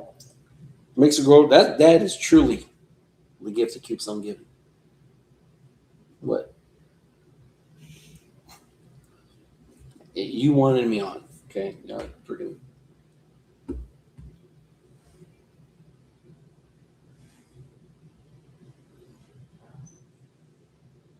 Man, I always see canceled orders. And not just with Hasbro, like when people are like ordering from Walmart or Target. Target does do cancellations, but then they like put it back sometimes. That's one of the reasons we don't really order online. Because you never know. Yeah. Plus, I've always liked just going in the aisles and seeing it and like, oh, there it is. And that's one of your favorite parts about the whole thing. So It's exciting. Even if it's something I don't want. Yeah, so pretty much you just say, even if it's something she doesn't want, like if it's there, she'll pick it up. I think somebody had made a comment to you, so you bought some stuff you didn't want. I was like, if she buys it, it's going to be a giveaway at some point in time. I think if you've been part of the channel long enough, you already know if it's a Transformer, chances are you're not getting it. If it's DC or Motu and she shows you 2 or 3, then guess what? Yeah, it's going into giveaway. Star Wars, Marvel, G.I. Joe, probably those Altered Beast figure, like stuff like that. That's eventually going to be in a giveaway at some point in time. I already know that too. When I look at it, I'm like, oh, so cool. But I can't start a new collection, right? So, speaking of which, I think I know somebody asked you to do an in review on collecting, but what we're going to do is, so we completely DC Dungeon freaking wiped out. So we're going to do a beginning of what it's going to become now, as far as wiping it out, empty shelves, and then going through the year process of what gets put in its place. And so there will be a lot of the Mattel stuff that won't hit till, mid. And if anybody's wondering, of course, it's going to start off with like the basic wrestlers, which even when you look at the basic wrestlers, like they're $12. They don't have pins in the joints. Don't have the app crunch, right? They probably got I think it's like 12, 15 points of articulation. So it's going to be really similar to DC Universe Classics, I think, just on a smaller scale. I completely expect them to go retro and redo the DC Universe Classics. Because you got to think, 2007 is when they came out. We're hitting 26, and they don't take over until mid 26. So 2027 is a 20-year thing. That's And crazy. all Mattel is doing is pretty much retro right now. And it is working. So that's kind of what I expect. I expect to see a retro DC Universe Classics line revamped. This year went by fast. Mm-hmm. And I expect three levels. So if you look at crossovers, right, we got the TMNT crossover, we got the Thundercat crossover, Transformer crossover. Years ago, when Mattel had Motu Classics and DC Universe Classics, they did some Target exclusives, right? He-Man, Superman 2-pack, Bizarro, and Faker. If you don't think they're going to do DC characters in that Motu scale, That's going to be yeah. good. You left me astray. Yeah. I don't know. Yeah. All right, guys. I think we're alone now, just like Tiffany would say. Doesn't seem to be any JoJo around.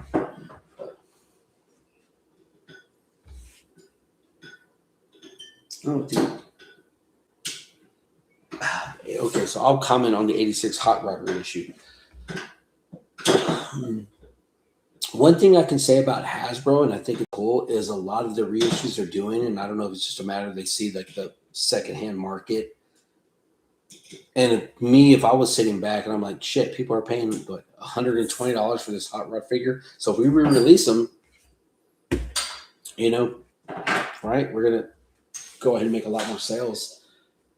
I know they're changing up some items. I haven't really paid too much attention to what the difference is going to be, but if we see it in the stores, we'll probably pick it up, and that'll probably stay boxed or whatever, because I think she's got one somewhere around here. Thank you, baby. Oh, there he is. Right there. Yeah. But I do like that. I think it was kind of cool that they did a lot of the War for Cybertron figures, like Sunstreaker, Prowl, Thrust, a lot of those coming back. And they're doing that like even with Marvel Legend figures, right? I've been seeing a lot of re-releases. So I personally think it's a good thing. It's not that I'm, like I said, scalpers don't bother me, but I know for people, hell, if you got plenty of money, then hey, you know what? Bless you, right? You're doing things right. But a lot of us don't have plenty of money. And this is one of those hobbies that, hell, like it's a little disappointing, right? When you're trying to get something and you can't find it, or it's not there, or you see it on Facebook Marketplace and that damn scalper in your area has already got it for like twice the price. So I'm always up for, if you're gonna re-release it, re-release it. If you're gonna re-release it in a better format, by all means do it. It's kind of like Perceptor. I think you got More Than Meets. No, wait a minute. That's original studio series, and then they did Perceptor again, and More Than Meets the Eye came with a ram horn and a rat bat. The funny thing is, I actually prefer the original one because his chest has the plexi piece instead of just a solid piece when it comes down. And then even then, his telescoping feature, it was you could actually see through it. They kind of took that out, but it did cover that back issue and is a little bit more cartoon accurate as far as color wise, right? But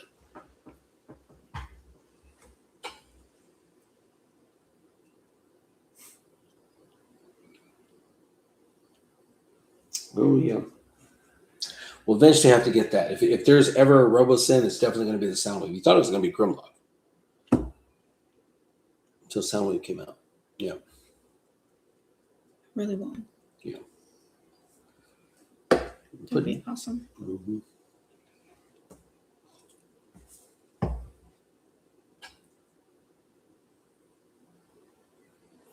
Right now, I wouldn't use an audio business. It's crazy. Like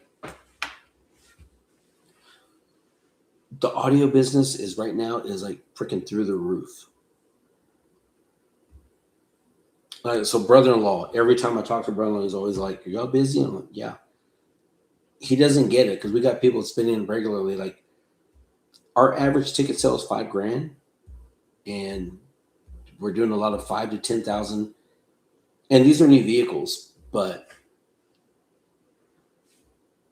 things have changed in vehicles. They come pre-tuned, so you can't just go and expect to put new speakers and it sound different. Because when you think of pre-tuned, that's exactly what it sounds like, right? Like no matter what speaker I put in your door, it's going to sound exactly the way the factory wanted it to sound.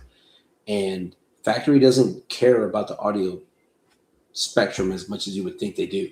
They're more concerned with overall functionality and convenience. So there's all pass filters in there. There's reflections. You can sit there and when we hook up the laptop and go through and start looking at the curves, we can sit there and be like, you have no 250 hertz tone. They just completely took it out. And the reason being is they're trying to, eliminate reflections and things like that in the vehicle. We're able to go through with our DSP processor and put everything back in the audio signal that should be there. So even people with OEM speakers are like, holy shit. A lot of times they want to add bass to it, but we're able to go in and put everything back with their existing system. And it's a night and day difference. And that's kind of like starting at that $5,000 rate. And then when they're changing speakers out, it's like 10. So I don't know. It's weird. Anytime there's a recession, our business increases. And it's always the people with money, right? They're like, I don't know if it's just a matter they want to flex and show like they're not bothered. I had one guy tell me because he knows we're not going to be busy. He's like, well, when people are struggling, I know you're not busy. I can bring it in and you can take it in. But yeah, we're like, even I'm like freaking amazed at how much people are spending on this. But yeah, totally freaking crazy. I don't get it. I love good sound like as much as the next person, but of course, I wouldn't have to pay that much to do it, right? Do the labor myself, and the equipment's half the price. But yeah, people spend money on their toys, right? We spend money on plastic, and there's some people out there that they have home audio systems, and that's what they're trying to rival, right? They're trying to get that in their vehicle, and without a DSP, you cannot get center stage, you cannot get layering. Everything's going to be like. So if you get in your vehicle tomorrow, get in there, turn your radio up. I guarantee you hear that speaker before you hear this speaker. It's because your leg and everything is blocking that speaker in your door. So we're able to turn everything, time align it, direct it to where when you hear the person sing, it sounds like she's right there center stage if you're at a concert. So people are paying money for that. And thank goodness. Otherwise we'd be moving in with mama. That's right. She come for the holidays. Never left. But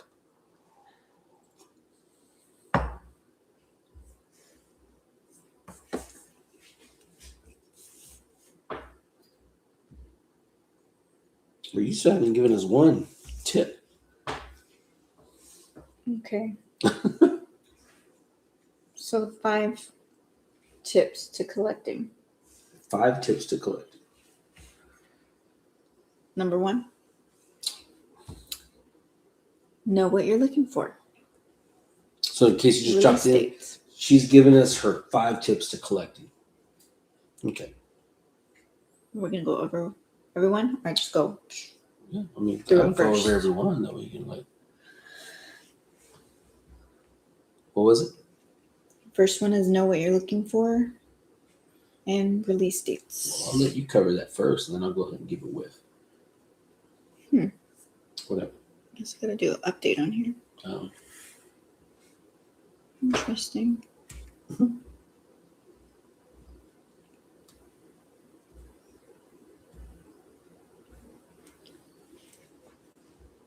Oh, we can go over that together. Okay, well, I'll let you go first, and I'll give my 2 cents. We've discussed that before. Well, I mean, I don't know. But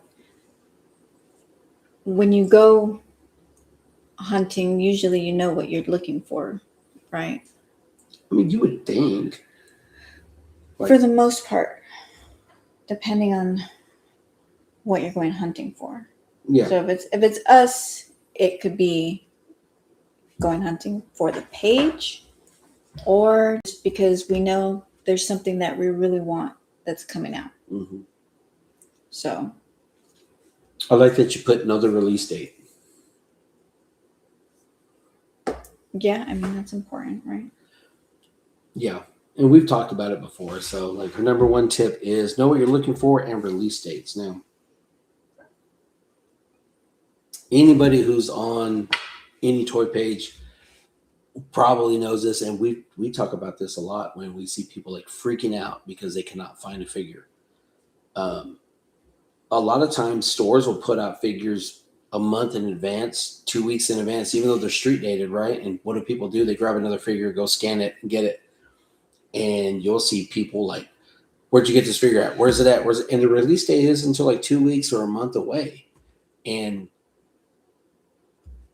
if you know that, and there's really no reason to panic, you can and it might just be our area, but when a McFarlane figure is released on a certain date, I can go to Target that Sunday or Monday, which is usually going to be the release date, and the figure's there, and it's on the shelf, it's in the back.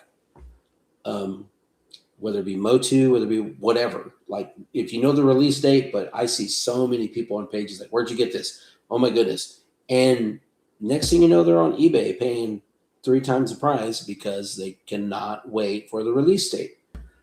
So yeah, know what you're looking for, know the release date. Like if And then a lot of the time they become peg warmers. yeah, you know what? Here's the funny thing. So now Walmart here is worse than Target. Target, when they put out, let's just say the last go labels, Mr. Sandman and Mr. Miracle, the first release, they were sold out. 2 weeks later, they were restocked. Is anybody seeing those 50% clearance offs on Mr. Sandman and Mr. Miracle? Pretty sure you are. The same happened with Fire and Metallo. The same happened.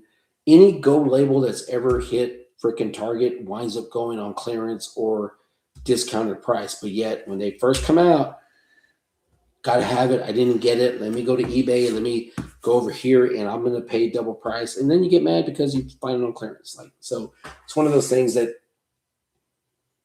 it's not going to be, you know what the best example for me is? Do you remember the Keldor Cronus 2-pack? Yeah. Anybody that collects Motu, there was a Keldor Cronus 2-pack when Motu Origins first started. And I remember going in, and it was Ruben, brother-in-law, was looking for that 2-pack and somebody else, and they were mad because I already had one because I wasn't looking for that. I was looking for a DC figure at the time. And they were, how did you get it? And I was like, I got it here. Like, it put it out last week.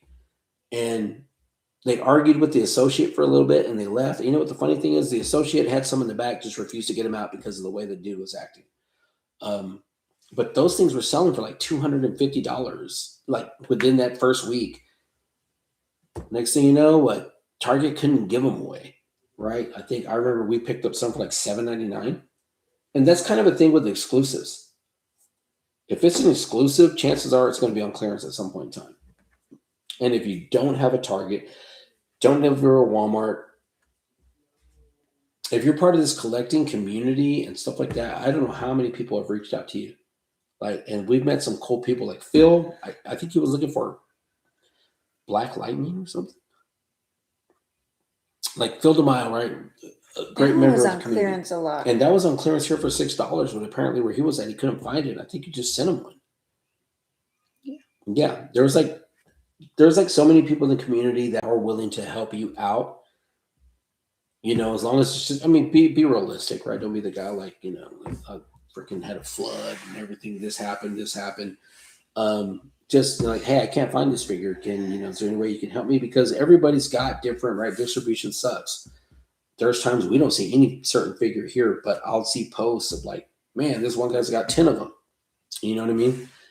And just because you buy all of them doesn't necessarily mean you're a scalper. And we did this one time where I'm like, if I see 10 figures of the same figure and I know it's popular, I'm buying them all. And you know why? One's going to be for me, whether it's boxed and loose. The other ones are going to be giveaways. Like, is that any different than a scalper if I take them off? But I feel better knowing that the scalper's not selling them online. You know what I mean? Yeah, the sketchbook editions aren't doing as good as you would expect. Yeah, sketchbooks aren't doing as edition. They're all going on clearance. Yeah, it's just one of those ones where know what you're looking for, know the release date, makes it a lot easier. Yeah, totally agree with that. Kirby's Red Yellow. Yeah, exactly. Double direct, like Sandman, Mr. Miracle. It happens and with Walmart here doesn't really put them out as much. And then when they do pull them out and put them out, and I'm sure everybody's seen this. Never saw the figure on Walmart, and then when you do see it, it's already on clearance as soon as you hit the peg because it sat in the back for so long. You know, you're like, oh my goodness, there we go, right? It's kind of like that Max Shrek figure from that Batman Returns wave. It was going crazy, but I know the Marsha Sharp on Target has a full complete set. 2 Max Shreks, Catwoman, everybody's there. The Walmart on 82nd, I was there the other day. It had 2 Max Shreks, Penguin, Catwoman was there. But they're coming back out. And if anybody knows McFarlane has probably been the best I have ever seen about making people chase his figures. There's going to be plenty of Batman Return figures. I guarantee you'll probably see Max Shreks and Penguin peg warming before you know it. Everybody wants the Batman and Catwoman, but those platinum stickers do not mean as much as you think they do. Stopped carrying McFarlane? So here's crazy. So one thing, if anybody's watched this, you know, Robert Moore from Star Comics, we get a lot of inside things of how things work. So there's a reason some of the Walmarts are stopping. It's almost like when someone stopped carrying Motu, right? I knew about that one. I didn't know about McFarlane. What we see and what stores see are totally different things. They see things 6 months out. Now they already know that McFarlane is pretty much losing the license. So if we're here in November, December, and they got to order 6 months out, well, shit, McFarlane loses the license mid-2026.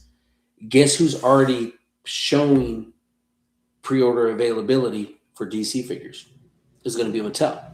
So if you're that corporation, you're like, why am I going to keep putting money in this when these are the guys taking over?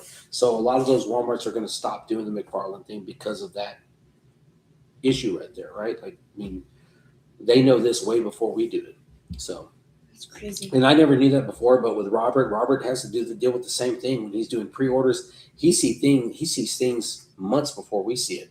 Because he'll ask me, he's like, did you know this was coming out? I can do a pre-order. Do you think it's going to be good? No, I did not know that was coming out. Like, you know, he's like, oh, okay. But it's the same thing with him. Him being a retail store, he's already seen some of the early Mattel stuff that's supposed to be available. So he's got to make those decisions. Do I order the last McFarlane waves or do I order the beginning of the Mattel waves? So same thing's going to be happening at Walmart's, Targets, and all that stuff like that. So if you see stuff coming off the shelf, that's pretty much why.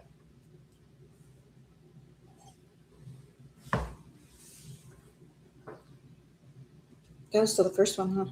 Mm-hmm. Okay.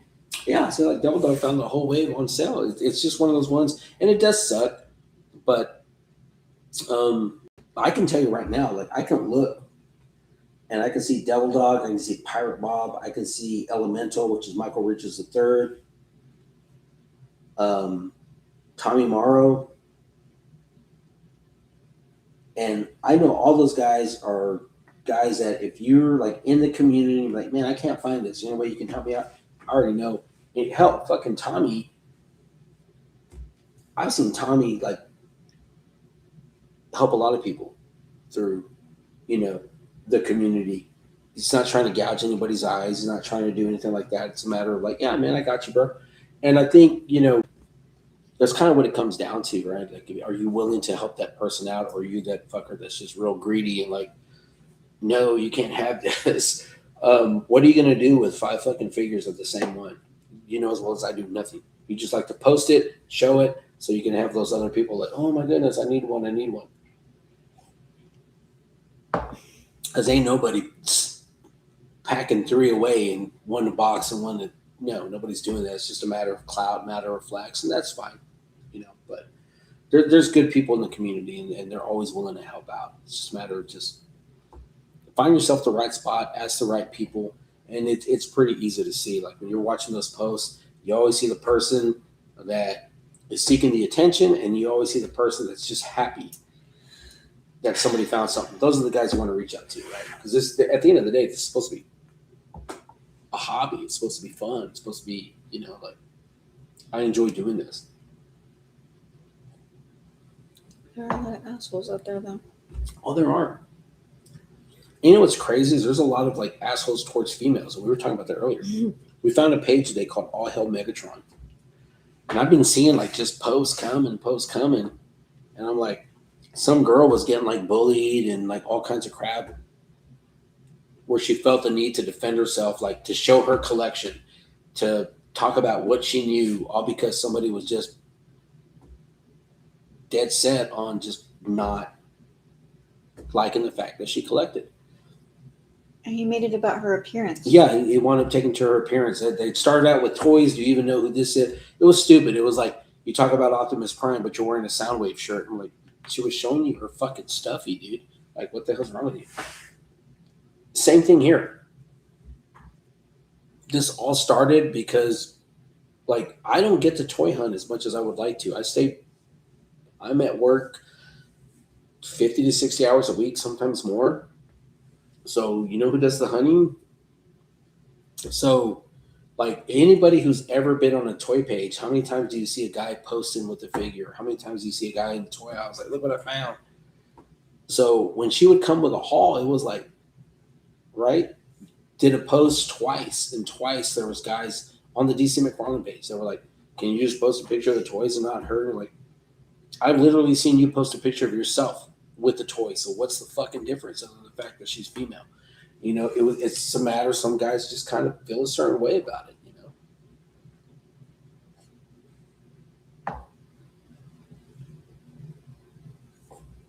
It is funny, though. Right? She is a sick Victorian on that troll. Yeah, right.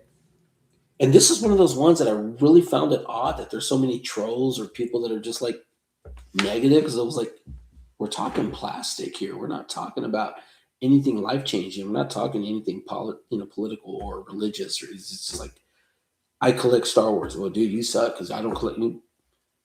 We all collect something different. We all collect a different way. But at the end of the day, we all get a certain feeling. We all get a certain, right, endorphin release, whatever, when we find something we want. And there's something cool about, you can have a long day, you can have a bad day. See, and I'm lucky, guys, because guess what? When I have a long day at work, I come in, and I see this, fucking happy. I come in, and I see my Motu, I see whatever, fucking happy.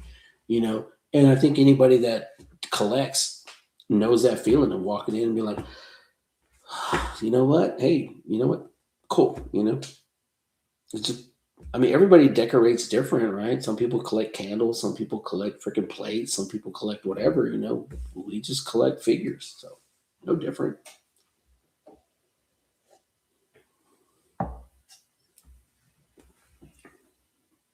Happy New Year, Destro. Exactly, Tommy, right?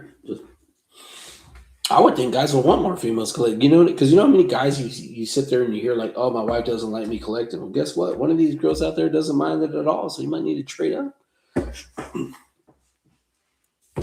It should not be hard to collect. I'm sorry. That's just my personal feeling. I mean, it's different when that comes before. Yeah, now if you're living in your mom's basement or whatever, yeah, okay, you know, sell your shit, get your woman a fucking place, and yeah, move along. But I mean, if you're not hurting nobody and the lights are on, your kids are fed, whatever, yeah, I mean, enjoy what you enjoy and get what you want, right? I mean, you're working, right? You should be able to spend your money on what you want. So hmm.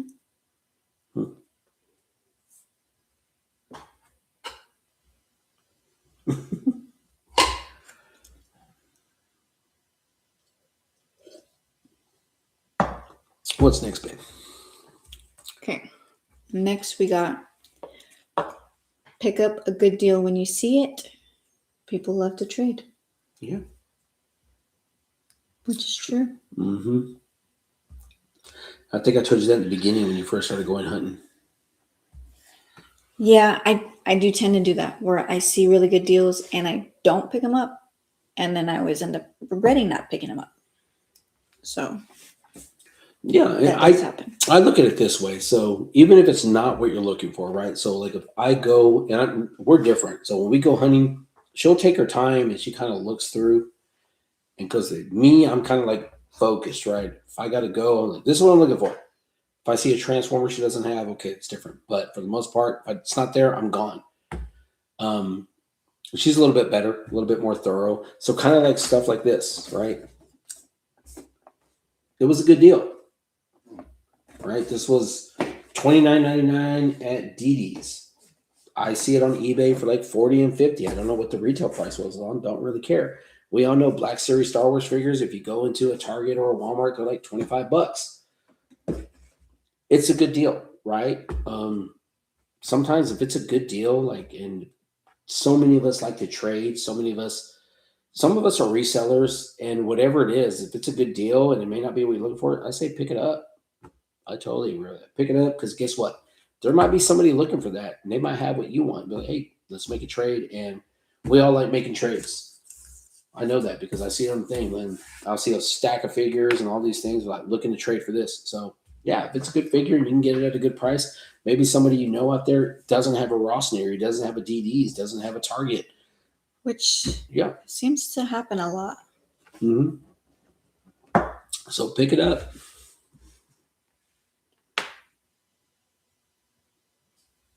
Tommy takes his time.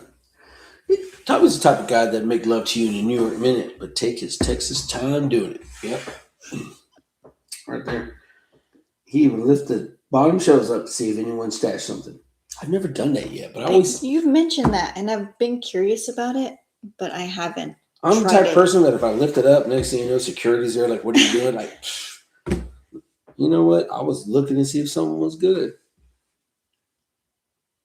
Slow and low, brother. Right? Yeah, slow and low. It's like low rider.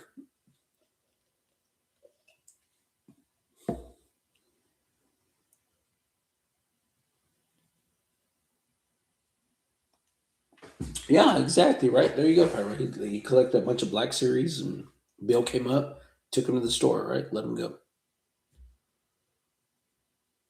In other words, he collected a lot of Black Series, and whenever a certain bill he needed to pay came up, he took those, got rid of them, paid his bill, and he was good to go. He probably got them on good deals, and guess what? At the end of the day, it's always going to be a matter of when people are paying, right? Like if you take it to, like, say you take it to Dave, the guy who's supposed to be opening up his toy store, and it's been a while, man. He should have opened up at Christmas. Dave, if you're watching this, I don't know what the hell you're doing. Should have opened that store a long time ago. You missed out. Toys, yeah, Christmas is when people are buying figures. You know, women are buying for their men's, and men's are buying for their women's. But he gives 60%, right? So let's just say you bought this for $19.99 or whatever it is, and he sees it selling for $75. He's giving you 60% of that, so you're making more than you know.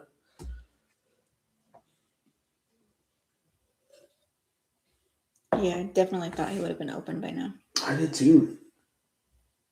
September was like his original goal, wasn't it? Yeah, September's original goal. But you know what? I mean, I've never opened a toy store. I don't know all the logistics in it. I don't know all that stuff like that. I know he's stacked with product. He's got like he's trying to got keep enough it. to open it up though. Oh, he's got like he had to buy a storage. He had to buy a storage just for loose figures. Like he's got the store's full. He could literally probably like just trying to open sign on tomorrow if he wanted to and be good to go. I don't know if it's a matter of trying to find someone to man the store. I don't know if it's a matter of just like maybe he's just uncertain and waiting. He might be waiting for that tax return to kick in. Mhm.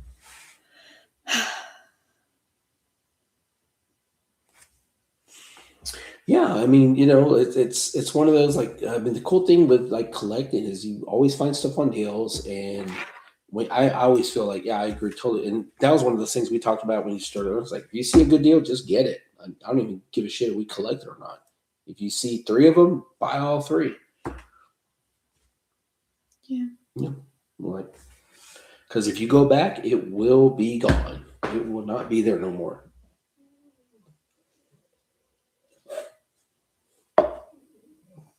All right. What's next? What we got next? What's number 3? Number 3, I think is important.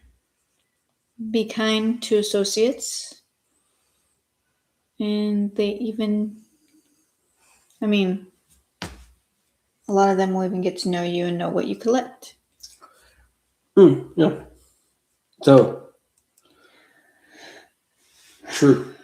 Definitely true. So like, I mean, I know I've been in a Ross with you once, and there was that one guy that was like whispering your name. He's like, Cha. You turn around, he's like, I watch your channel. And but even then, like with associates, and man, guys, I fucking get it, right? Sometimes you know that figure's there, right? You're looking at it and it says they got 8 of them. They're just not on the floor. That associate won't go to the back for you. But you know what? Their job isn't to go to the back for you when you want to. That's just one of those things they can or they can't. It's a matter of choice. But kind of like that 2-pack of Cronus and Keldor. You had walked in one day, walked out, no problem with it. And she wasn't even doing the channel then. Yeah. Another guy went in every day throwing a fit because it showed that they were in stock. And because of his fit, they just refused to go to the back and get it. Now, if we walk in, they kind of already know. They'll be like, we didn't get nothing in today. Because they know you're looking for DC, Motu, Transformers. They already know that. And some of them will even sit there and put that case, like, I'm not going to put it out. Because we have a routine. Like, she usually goes Wednesdays. I'll go Sunday morning, right, for the most part. And so they already kind of know that. And if you're cool with them, they're going to be cool with you. If you're that dude that's over there pissed off because they won't go to the back for you, then guess what? They're not going to go to the back for you. Like get to know your associates. Know your, and they will tell you if you're cool enough. I already know that Target gets their shipment on at least here, right? Tuesday and a Friday. And the product from Tuesday is put out by Thursday, and the product from Friday is put out on Sunday. I know that. And like with GameStop, you get phone calls. Yeah. With GameStop, they'll call me, right? They'll be like, hey, this is it.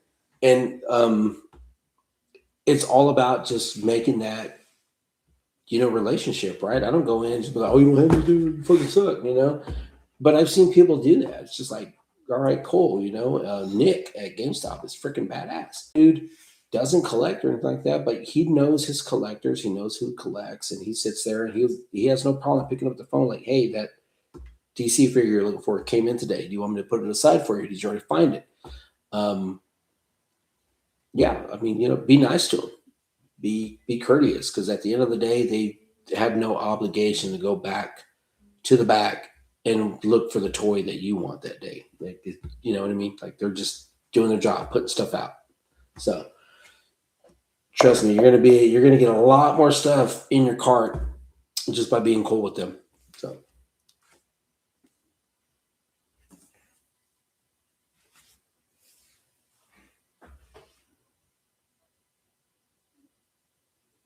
There are a lot of videos with them, with some being assholes. Choice or coercion? Man, there's no coercion. You know what? Here's the crazy thing. This is like even before I met JoJo, because I've collected. When I started collecting, it was really in 2002 when Motu relaunched, and there'd be times I would sit there and be like, "Dude, like, so if I give you my number and I pay you this much, will you call me when it?" And that was coercion, but a lot of them would be like, "Man, I can't do that. Dude, I fucking get fired or whatever." No, that's cool. Some of them would, but I never missed a DC Universe Classic figure. I just put it to you that way. Like I knew, like, hey, we got 2 cases in. I'll be right there. Let me pick those bad boys up. But I mean, at this point in time, most people don't really give a shit. You know what I mean? Nobody's gonna get fired because you're paying them like, $50 to $100 to call you when the toys are in. What, you make $50, $100 that day, but you lose whatever paycheck you make for the year? Yeah, it makes no sense, right? Yeah, no, it really is about being just, respectful. Because trust me, I've gone to the store, you've been there, where it says they got 8 in stock, they're not on the floor. Do you have these in the back? And some associates be like, I don't know, I'm not allowed to go check. But we know that's bullshit. They can go check if they want to. All right, cool, thanks.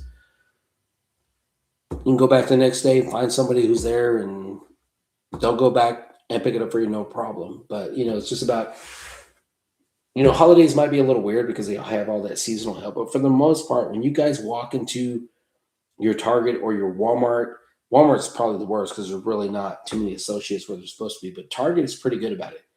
You see the same people stocking, at least we do. So I know who works the toy department. And we already know who to go to. If they see us, they already know. Like, this is just one of those. And not because she has a channel or anything, because half of them don't even know that, right? They just know, like, oh, I already know they're here looking for certain things. What are you looking for today? Did you get this? Did you get this in stock? Let me go check. Right? Or it could be that dude. It says you got fucking 8 in stock. I know you got it back there. Oh, well, let me go check. And they're going to go over there, scratch their ass, and fucking come back and say, no, we don't got them. Sorry. So.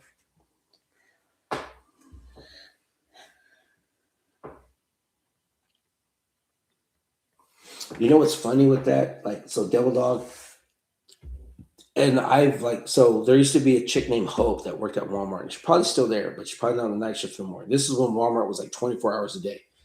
She was the one that would call me and let me know, like, hey, we got fucking 2 cases of Wave 10 DC Universe Classics. You want them? Right there.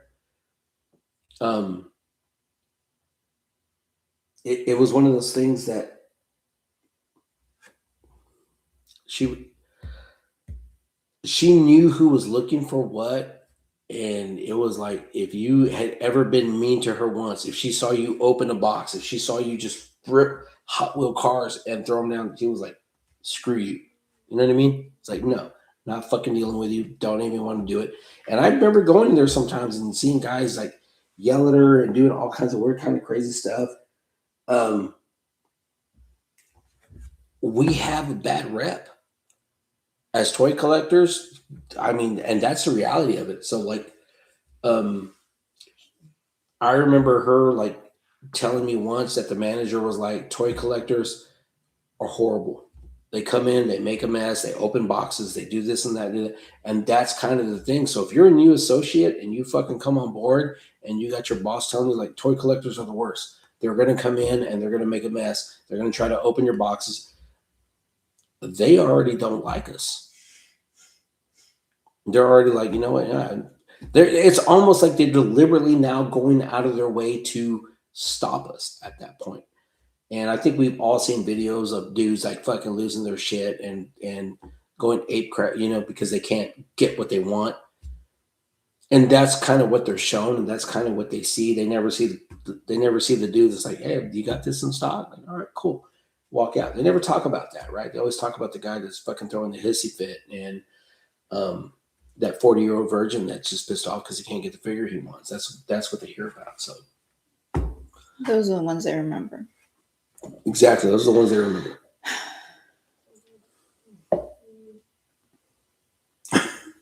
Man, Pokemon. You know what's crazy? Like, I know Donovan collects Pokemon, but he's not a freaking idiot over him. Like, when Double Dog was like Pokemon and like dude, some of the videos I've seen, I just don't get it. But I'm not a card person, right? So I mean, I personally don't understand that aspect myself of cards. He I know likes they're popular, Yu-Gi-Oh more now. but man, yeah, Pokemon people go like I've seen videos of like people at conventions getting arrested for stealing a Pokemon card or trying to steal it. I'm like, Fucking crazy. yeah, I dude, like I fucking don't get Pokemon cards. If you're a Pokemon collector, I'm not trying to insult you. I just do not get it because I look at like figures like there's a lot to try to put up and process. We have to take down and move away and box up or sell and get rid of. And I'm like with cards, I mean shit, I don't even know how many come in a deck. When you got that many cards, like where do you put them at? Like how many binders do you need? Yeah, I just don't get it. But I totally agree with you on that one, man. I've seen some crazy shit over Pokemon cards. I mean, wasn't one of the Paul brothers? Didn't he like try to get scammed, or somebody tried to scam him, or somebody did scam him over a Pokemon card? You're like, what the hell? Yeah, Really? yeah. I remember seeing something. I know it was one of the Paul brothers. I don't know if he got scammed or somebody tried to scam him, but yeah, like, apparently he collects Pokemon. I think it's Logan. That collects Pokemon cards.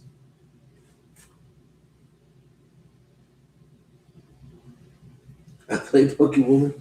God damn it, that's a freaking good ass game right there. Like shit, I'll fucking yeah, best trading cards ever. What? Oh, you know that's a good one, babe. Man, can't even deny that. Steve Mendetta's on top of his game today, right there. Always with the comments, huh? Yeah, that's a good one right there. A little Pokemon. Oh yeah. Look. They leave nothing for kids, right? It's crazy. Isn't GameStop now like They're like a card store now. at least here? I don't know if it's everywhere, but I remember you telling me that. Yeah. And I was like, huh? Like, and they like keep them behind the counter. No, now they have like a really big section just for cards, like in the Okay. back. I remember going one day. One guy had to pull a little thing out. Only let the guy buy one. They might have certain ones. That was they gotta 82nd. put It back wasn't there. this one. Yeah, this It was one 82nd. like Well, the shit, whole they're both back on wall. 82nd, but that was like Milwaukee. And that was. Right, I'm gonna go grab this. You take care of business. I'm gonna go do this. Hey Thomas, have you seen any orbs today? Always orbs, huh?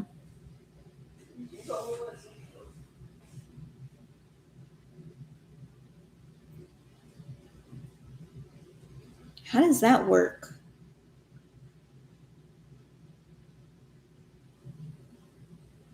Pokemon scammers and resellers.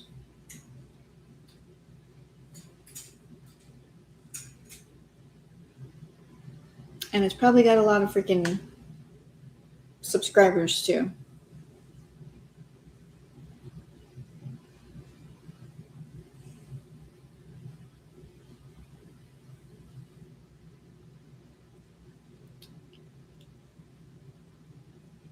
The orbs can't be that bad, right? The orbs can't be that bad. I mean, I don't know. I don't pay no mind, but Tommy over there is an orb freak. He loves orbs. I've seen 4 in videos. 4? Mm-hmm. Damn. Tommy's the only one I've noticed that has pointed out 2 of the times.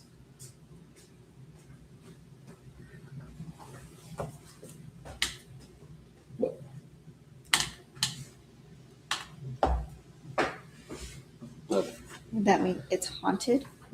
I want to see 2. He's oh, I never liked orbs. What it means haunted? I don't know. I mean, I just mean you got some extra energy going on. It could be my BDE. There's that energy too.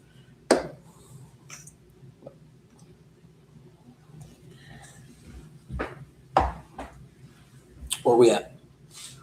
Number 4. Number 4. FOMO. FOMO? Mm-hmm. Okay. Don't fall for it. Don't fall for FOMO. Mm-hmm. Man. Or, I mean, it's easier said than done for some people, right? No, it is. I didn't know what FOMO was for the longest time. I would see it, and I think I saw somebody finally like type it out. Fear of missing out. McFarlane is the king of FOMO. Yeah. Everything was a gold label. Everything became an exclusive. Then he did the platinum. Now he's got the red platinum label. I'm waiting for the aluminum and the copper series to come out, but that is true. And that kind of ties back into your first one. Like, know what you're looking for. But yeah, FOMO is a real thing out there, right? Because it goes back to that one person can post that they found a figure. And you'll have like 100 guys freaking out. Like, I got to have it. And they're paying, 3 times the price. It's not even out yet. Like, it literally has not been released. The release date isn't there. Like January 5th, guess what, guys? If you're looking for shit, January 5th is a release date for a whole lot of stuff. There's new McFarlane figures coming out, new Transformers figures, Motu figures, if you like those Transformer Motu collaborations. But, yeah, fear of missing out. You know what? You're not missing out. Like, it's eventually going to be there. Like, you know what I mean? Mm-hmm. And if you don't have the Target there, you don't have that store there, man, just fucking call a buddy up. Fucking hit him up on the old video scope there on Facebook or whatever it is and be like, hey, you know what I mean? There are some great people out there, and I'll be honest, like, until you did this, I did not know there were that many cool people out there. Because most of the people here, like, I know all the scalpers, I know the collectors, and I can walk into a store, and I've told you, there ain't shit here. I recognize that car. I already know. I know when Transformer Rob is at the store. Like, I just already know. We used to have a guy named John Sen. He passed away. He was actually a really good guy. He worked with Star Comics a lot of times. And this is going to be back when DC Universe Classics was big, Motu in that 2002 area, and Marvel Legends. And I remember there was a guy named Greg that worked at Toys R Us. And I worked on all of his vehicles. So he would always call me when stuff came in. And it was the Galactus Build-A-Figure wave, right? That's the first Build-A-Figure was ever done. He called me and he was like, hey, we got like 2 sets of that Galactus Build-A-Figure. Do you like, like they're here. He couldn't hold them, right? Because, I mean, a retail store can't just put them aside for you. Sometimes they're nice and tell you they can hold it for an hour or whatever. I was like, yeah, I'll be right there. And I'm literally like working at 34th Street. Toys R Us is right there on Slide, like 56. So it's only like a mile, 2 miles tops from me. Got there and I walked in and Greg was like, dude, I had like a whole set right here. I don't know where they're at. I see a guy named Johnson. He had both sets in his car, and Bullseye was the double packed figure at that time. And I was like, dude, are you taking freaking all of them right now? He was like, he didn't speak English good at all, right? So he like looked down at the cart, pulls out a Bullseye and hands it to me. I was like, man, I don't know what's goddamn one Bullseye, but he beat me to it, right? Couldn't be bad, but and that's kind of, and he was a scalper. Like, one of the weirdest things that I freak out on is when people will say that scalpers cannot make a living. You're fucking wrong. You know why? Because I know a guy who quit his job as a mechanic for 15 years that sells nothing but figures. And he goes to like different areas and he's a scalper. He'll walk into Walmart and buy every damn Funko that he knows is the hard to find one. He goes to Target, does the same thing. He buys the figures that he knows are hard to find. That is a Tana figure. I guarantee you he has a hookup somewhere and is going to probably find all of them before anybody here does. And that's fine. That's his thing. But he makes a living off of scalping. And he makes more money now than he ever did of being a mechanic. And he's a damn good fucking mechanic. And a lot of people do that. Like when you see Facebook Marketplace and you see people with a freaking list of everything you want, yeah, right, they're scalpers. And guess what? People are buying it. People are paying that money for it because they have to have it. That is the FOMO. I gotta fucking have it. I can't find it in store. I'm never gonna get it. I gotta do it. And it's one of those things that we all complain about scalpers. One of my favorite movies is Full Metal Jacket. And there's a part whenever, right, drill sergeant sees that unlocked Foot Locker, and he says, if it wasn't for assholes like you, there wouldn't be any thievery in this world, right? Well, if you would stop buying from a scalper, then there wouldn't be any scalpers. But unfortunately, we will keep buying from them because we just feel like we have to have that damn figure at that moment in time. Yeah. And that is FOMO right there. And nobody has done it better than Todd. The Todd father has done it better than anybody I've ever seen, because he went from doing very few little platinums. If anybody remembers, the first platinums he did kind of sucked, right? There were just those gray figures that if you were an artist and could paint, then man, you probably love that. Mm-hmm. And then it became to every collector edition figure has a fucking platinum. And there's always one that looks better than the other, but the head you want is on the one you don't want. But I need to get it because I got that, right? And that's just reality. He is the best at doing that. And I don't know when he figured it out, but he figured it out. Like, how many Mr. Terrifics do we get? We got the platinum, we got the regular, and then boom, we got a red platinum. Same fucking figure, different jacket. But if you're a completionist, anybody who's a completionist out there already knows, I gotta have them all. I gotta have them all. My collection is just not complete, right? So Todd, one of these days, if I ever get to meet you, I'm gonna sit there and tell you that I just want to shake your hand, because guess what? You changed the way a lot of collectors collected, because man, you got them chasing that fucking sticker. And that's all you're chasing. I mean, at the end of the day, you can say whatever you want to say, but if that platinum sticker wasn't on there, there's a lot of figures you probably wouldn't get. Because you know what? I fell into the same thing. That's one of the reasons I got off the McFarlane thing. I was like, every damn figure is a fucking platinum. Every single one.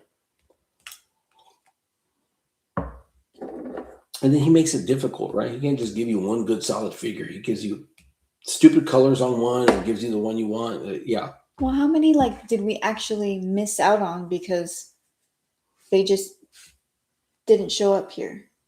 I mean, on the collector editions, we pretty much had everything up until that. That was the collector edition, but like the other ones, like the regular ones. I remember, honestly, we were pretty much on it. I remember you saying that there was like a lot that there was. Have. That was kind of when I was already getting to the point where it didn't, but it was like, here's the funny thing. Like, if you look at it, you've got your platinums that are hard to find, right? You got Hawkman, you got your Wonder Woman, but even the regular Wonder Woman was hard to find. Some of these figures, whether it be like the Nightfall Catwoman, who's got a platinum and got a regular, either way, hard to find. The original Red Hood was not a platinum, was not anything that was hard to find. The original Bane, hard to find. Some of these figures were just hard to find, but once he put that sticker on it, that changed things. People were like, oh shit, that's a platinum. I got to get it. Got to get it.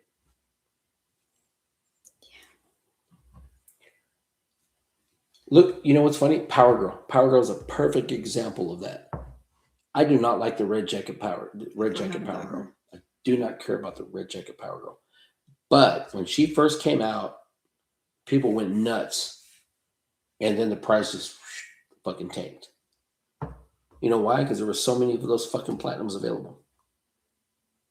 Yeah. It wasn't at first, but give it about a month after the release date, guess what? They're back on the shelves.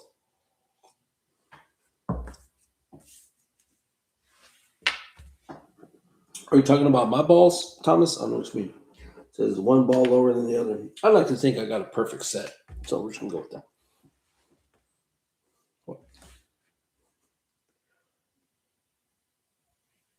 And you know what? The question was that there's one that was kind of hard to find. And for a while, we saw him here a lot. I think we did one in a giveaway. I think we actually did two in a giveaway. And then he kind of disappeared, and then it got re-released again. I remember, I don't even know if it got re-released or cases just got delivered, and he popped up again, because I remember people were like, I found him at Target.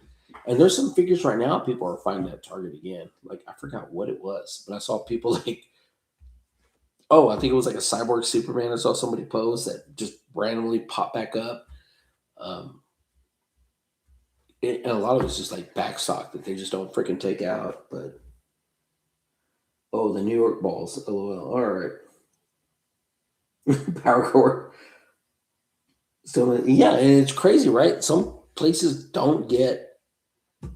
And we always talk about that. Like when we see a figure that like is just sitting on the shelves, nobody wants, and then you see somebody who's like, can't find this figure anywhere. You know, it's almost like you take it for granted that like so Lubbock is not that big, right? Like we got Texas Tech. Again, there's a lot of I always call it old money, right? There's a lot of money in Lubbock, but we got 5 Walmarts and they're about to open a 6th.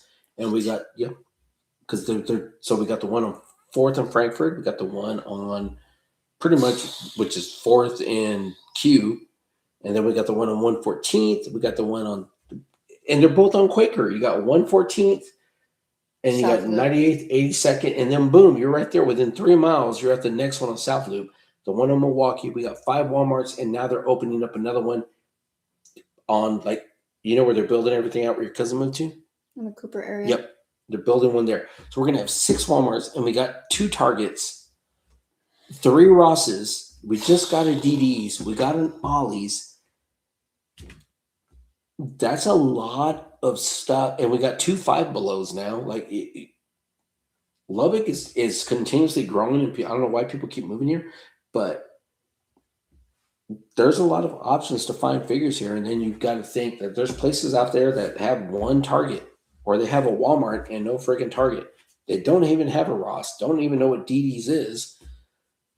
And we still have TJ Maxx, Marshalls, Burlington, right? We have all these other ones that still sell figures that we don't even really bother going to. But yeah. Mm-hmm. I'm getting sleepy. I know, baby. This went a lot longer than I thought it was, but all right. Where we at next?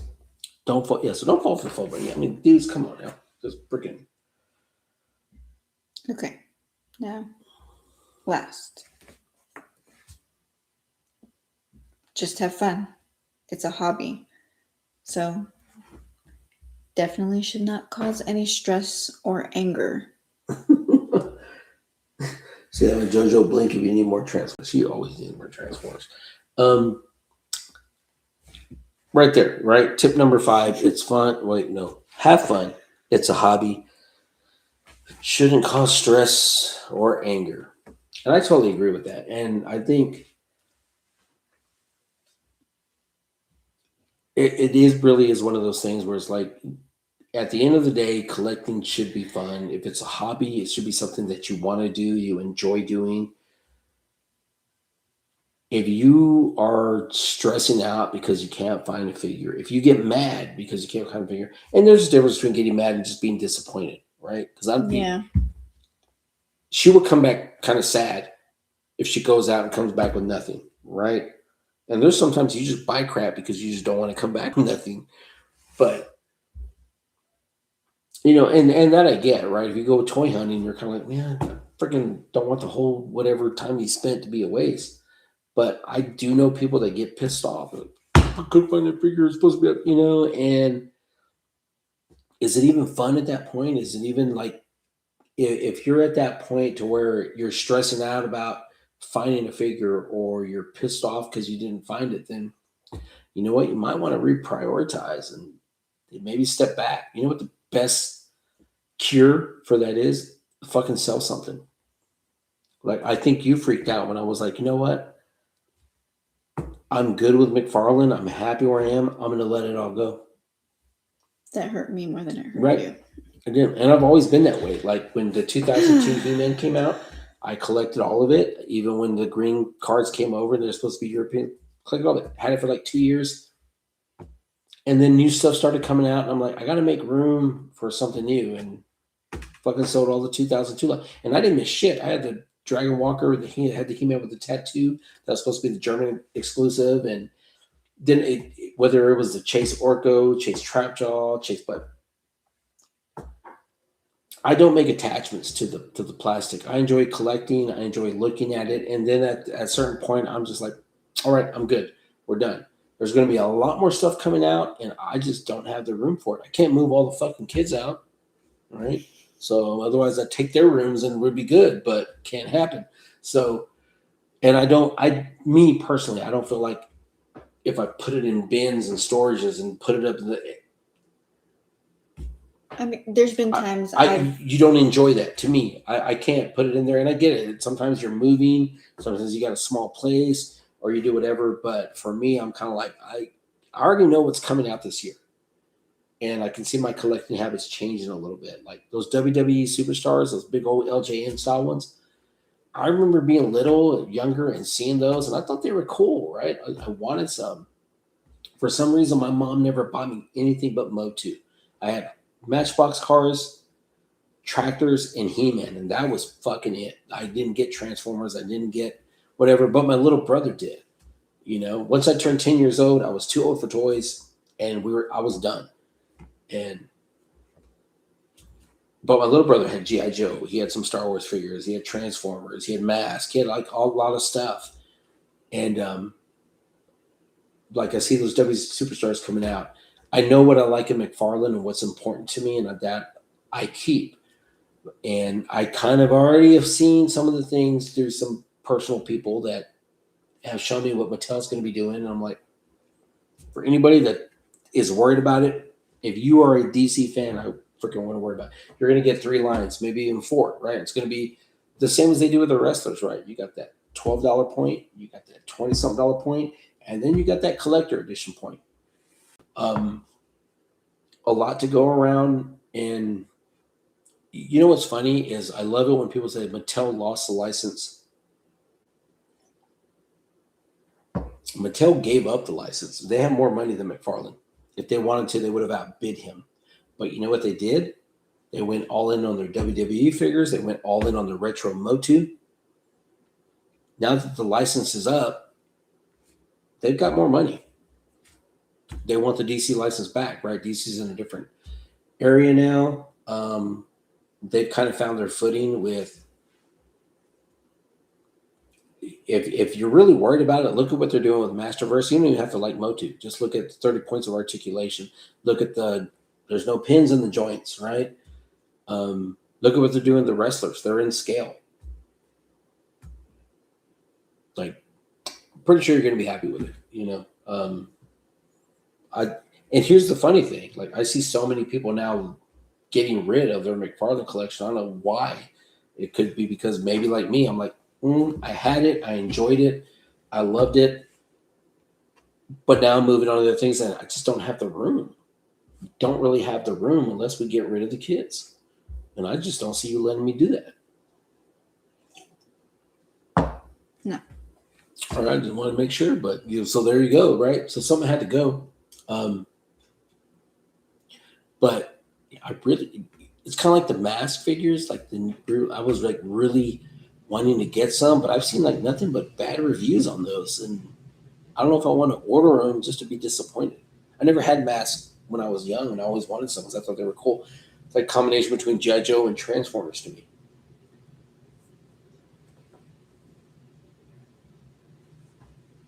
Later, Tommy.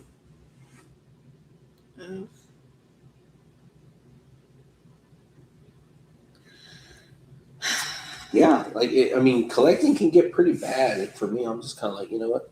Let's.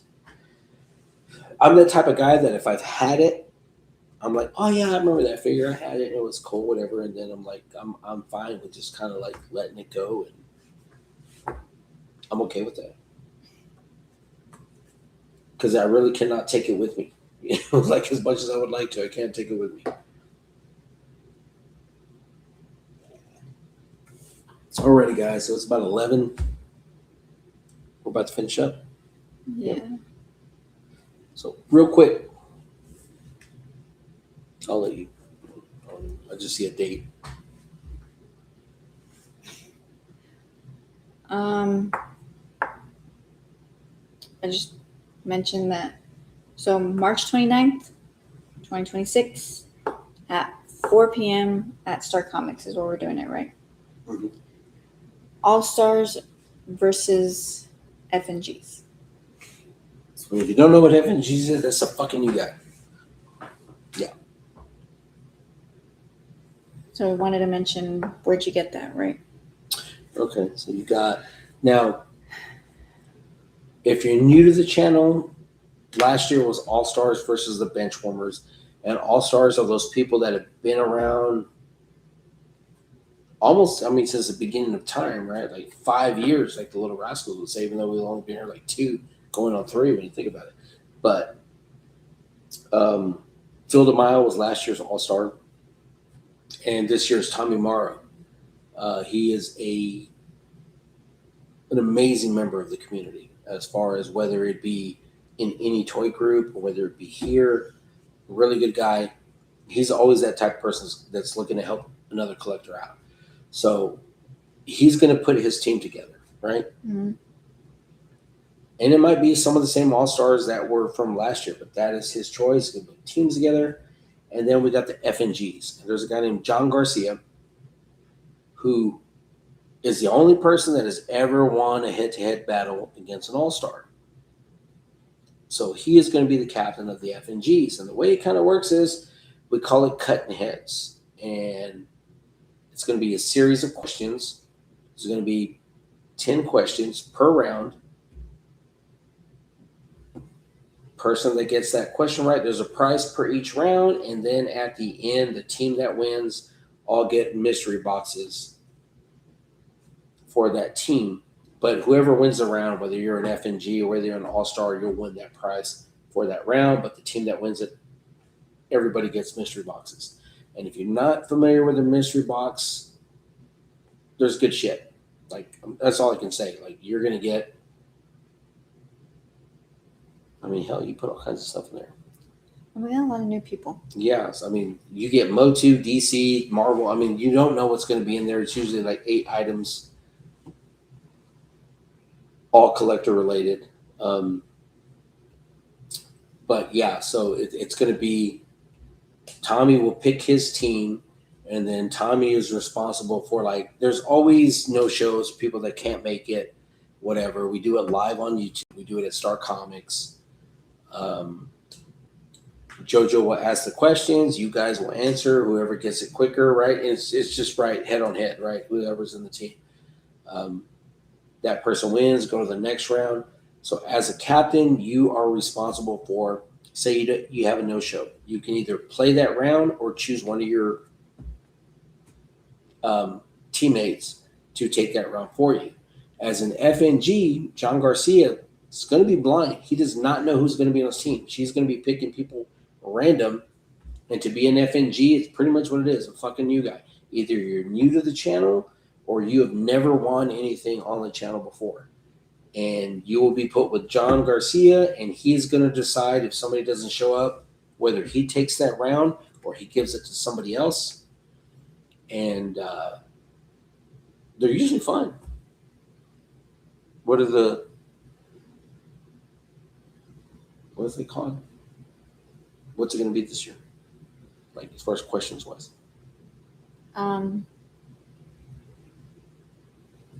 See, movies and music.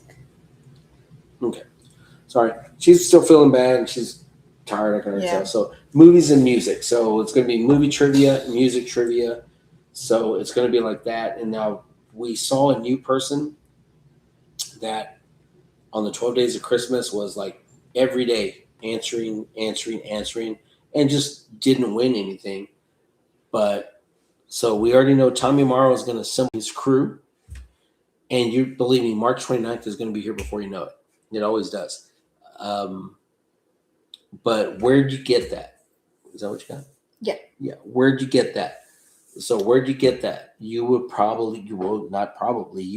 the first, other than John Garcia as your team captain, you're the first FNG added to the list. If you want to do that. If not, just message her and she'll, find somebody else. But you're basically looking at 10 on 10, right? She's going to look for 10 FNGs. Tommy will fill his other 9. And from there, one day on March 29th, you will sit there. It'll be live. You will go head-to-head answering questions. And whatever team wins, everybody gets a mystery box. Whatever person wins that round gets that prize for that round. and it's always good stuff. It's always going to be, collector based. So you got Spawn, DC, Marvel, GI Joe. It goes all over the place. So good times. Lag is what I always worry about. That is true. Yeah. Make sure you have good internet. That's usually the biggest issue we got. Somebody's got badass internet, and somebody, what was it? There was a time I think somebody was like 2 questions behind. Like we were already like 2 questions ahead. On the third question, that person was like answering. Like, dude, if you're on a lag, just exit off and get back on, and it fixes itself. Yeah, but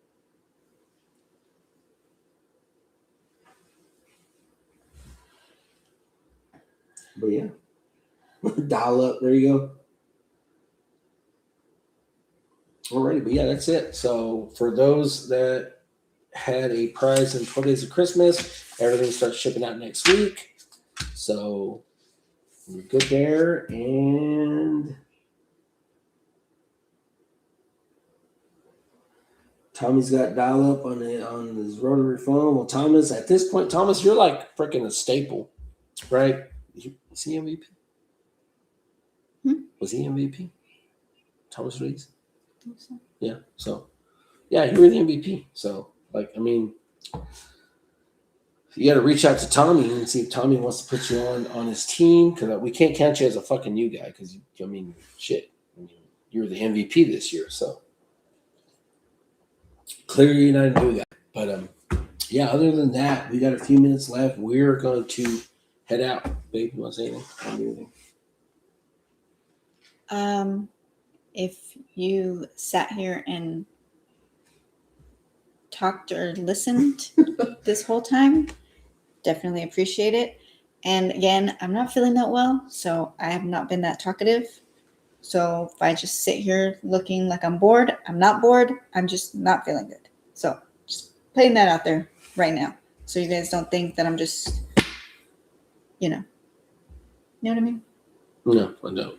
Just like if I'm not enjoying what I'm doing, I don't want people thinking that. No, I know. And I'm sorry. I'm sorry you don't feel good. Yeah, she really hasn't felt good. Well, she was fine, and then, like I said, the baby got sick. Who did it start with? Start with the page, or did it start with the baby, and then just make a full circle? It was Paige and the baby together. There you go. And then it's like, and then the baby, her cough just never went away. Well, it's because the baby likes to climb in bed and just cough right on her, right? So, but yeah. So other than that, guys, sorry you had to deal with me. She wanted me here on this one. Otherwise, I usually try to stay out of it as much as I can. So, but you know that. I always tell you, like, shit. I cost you every time I'm on, she loses subscribers. So clearly I offend somebody. But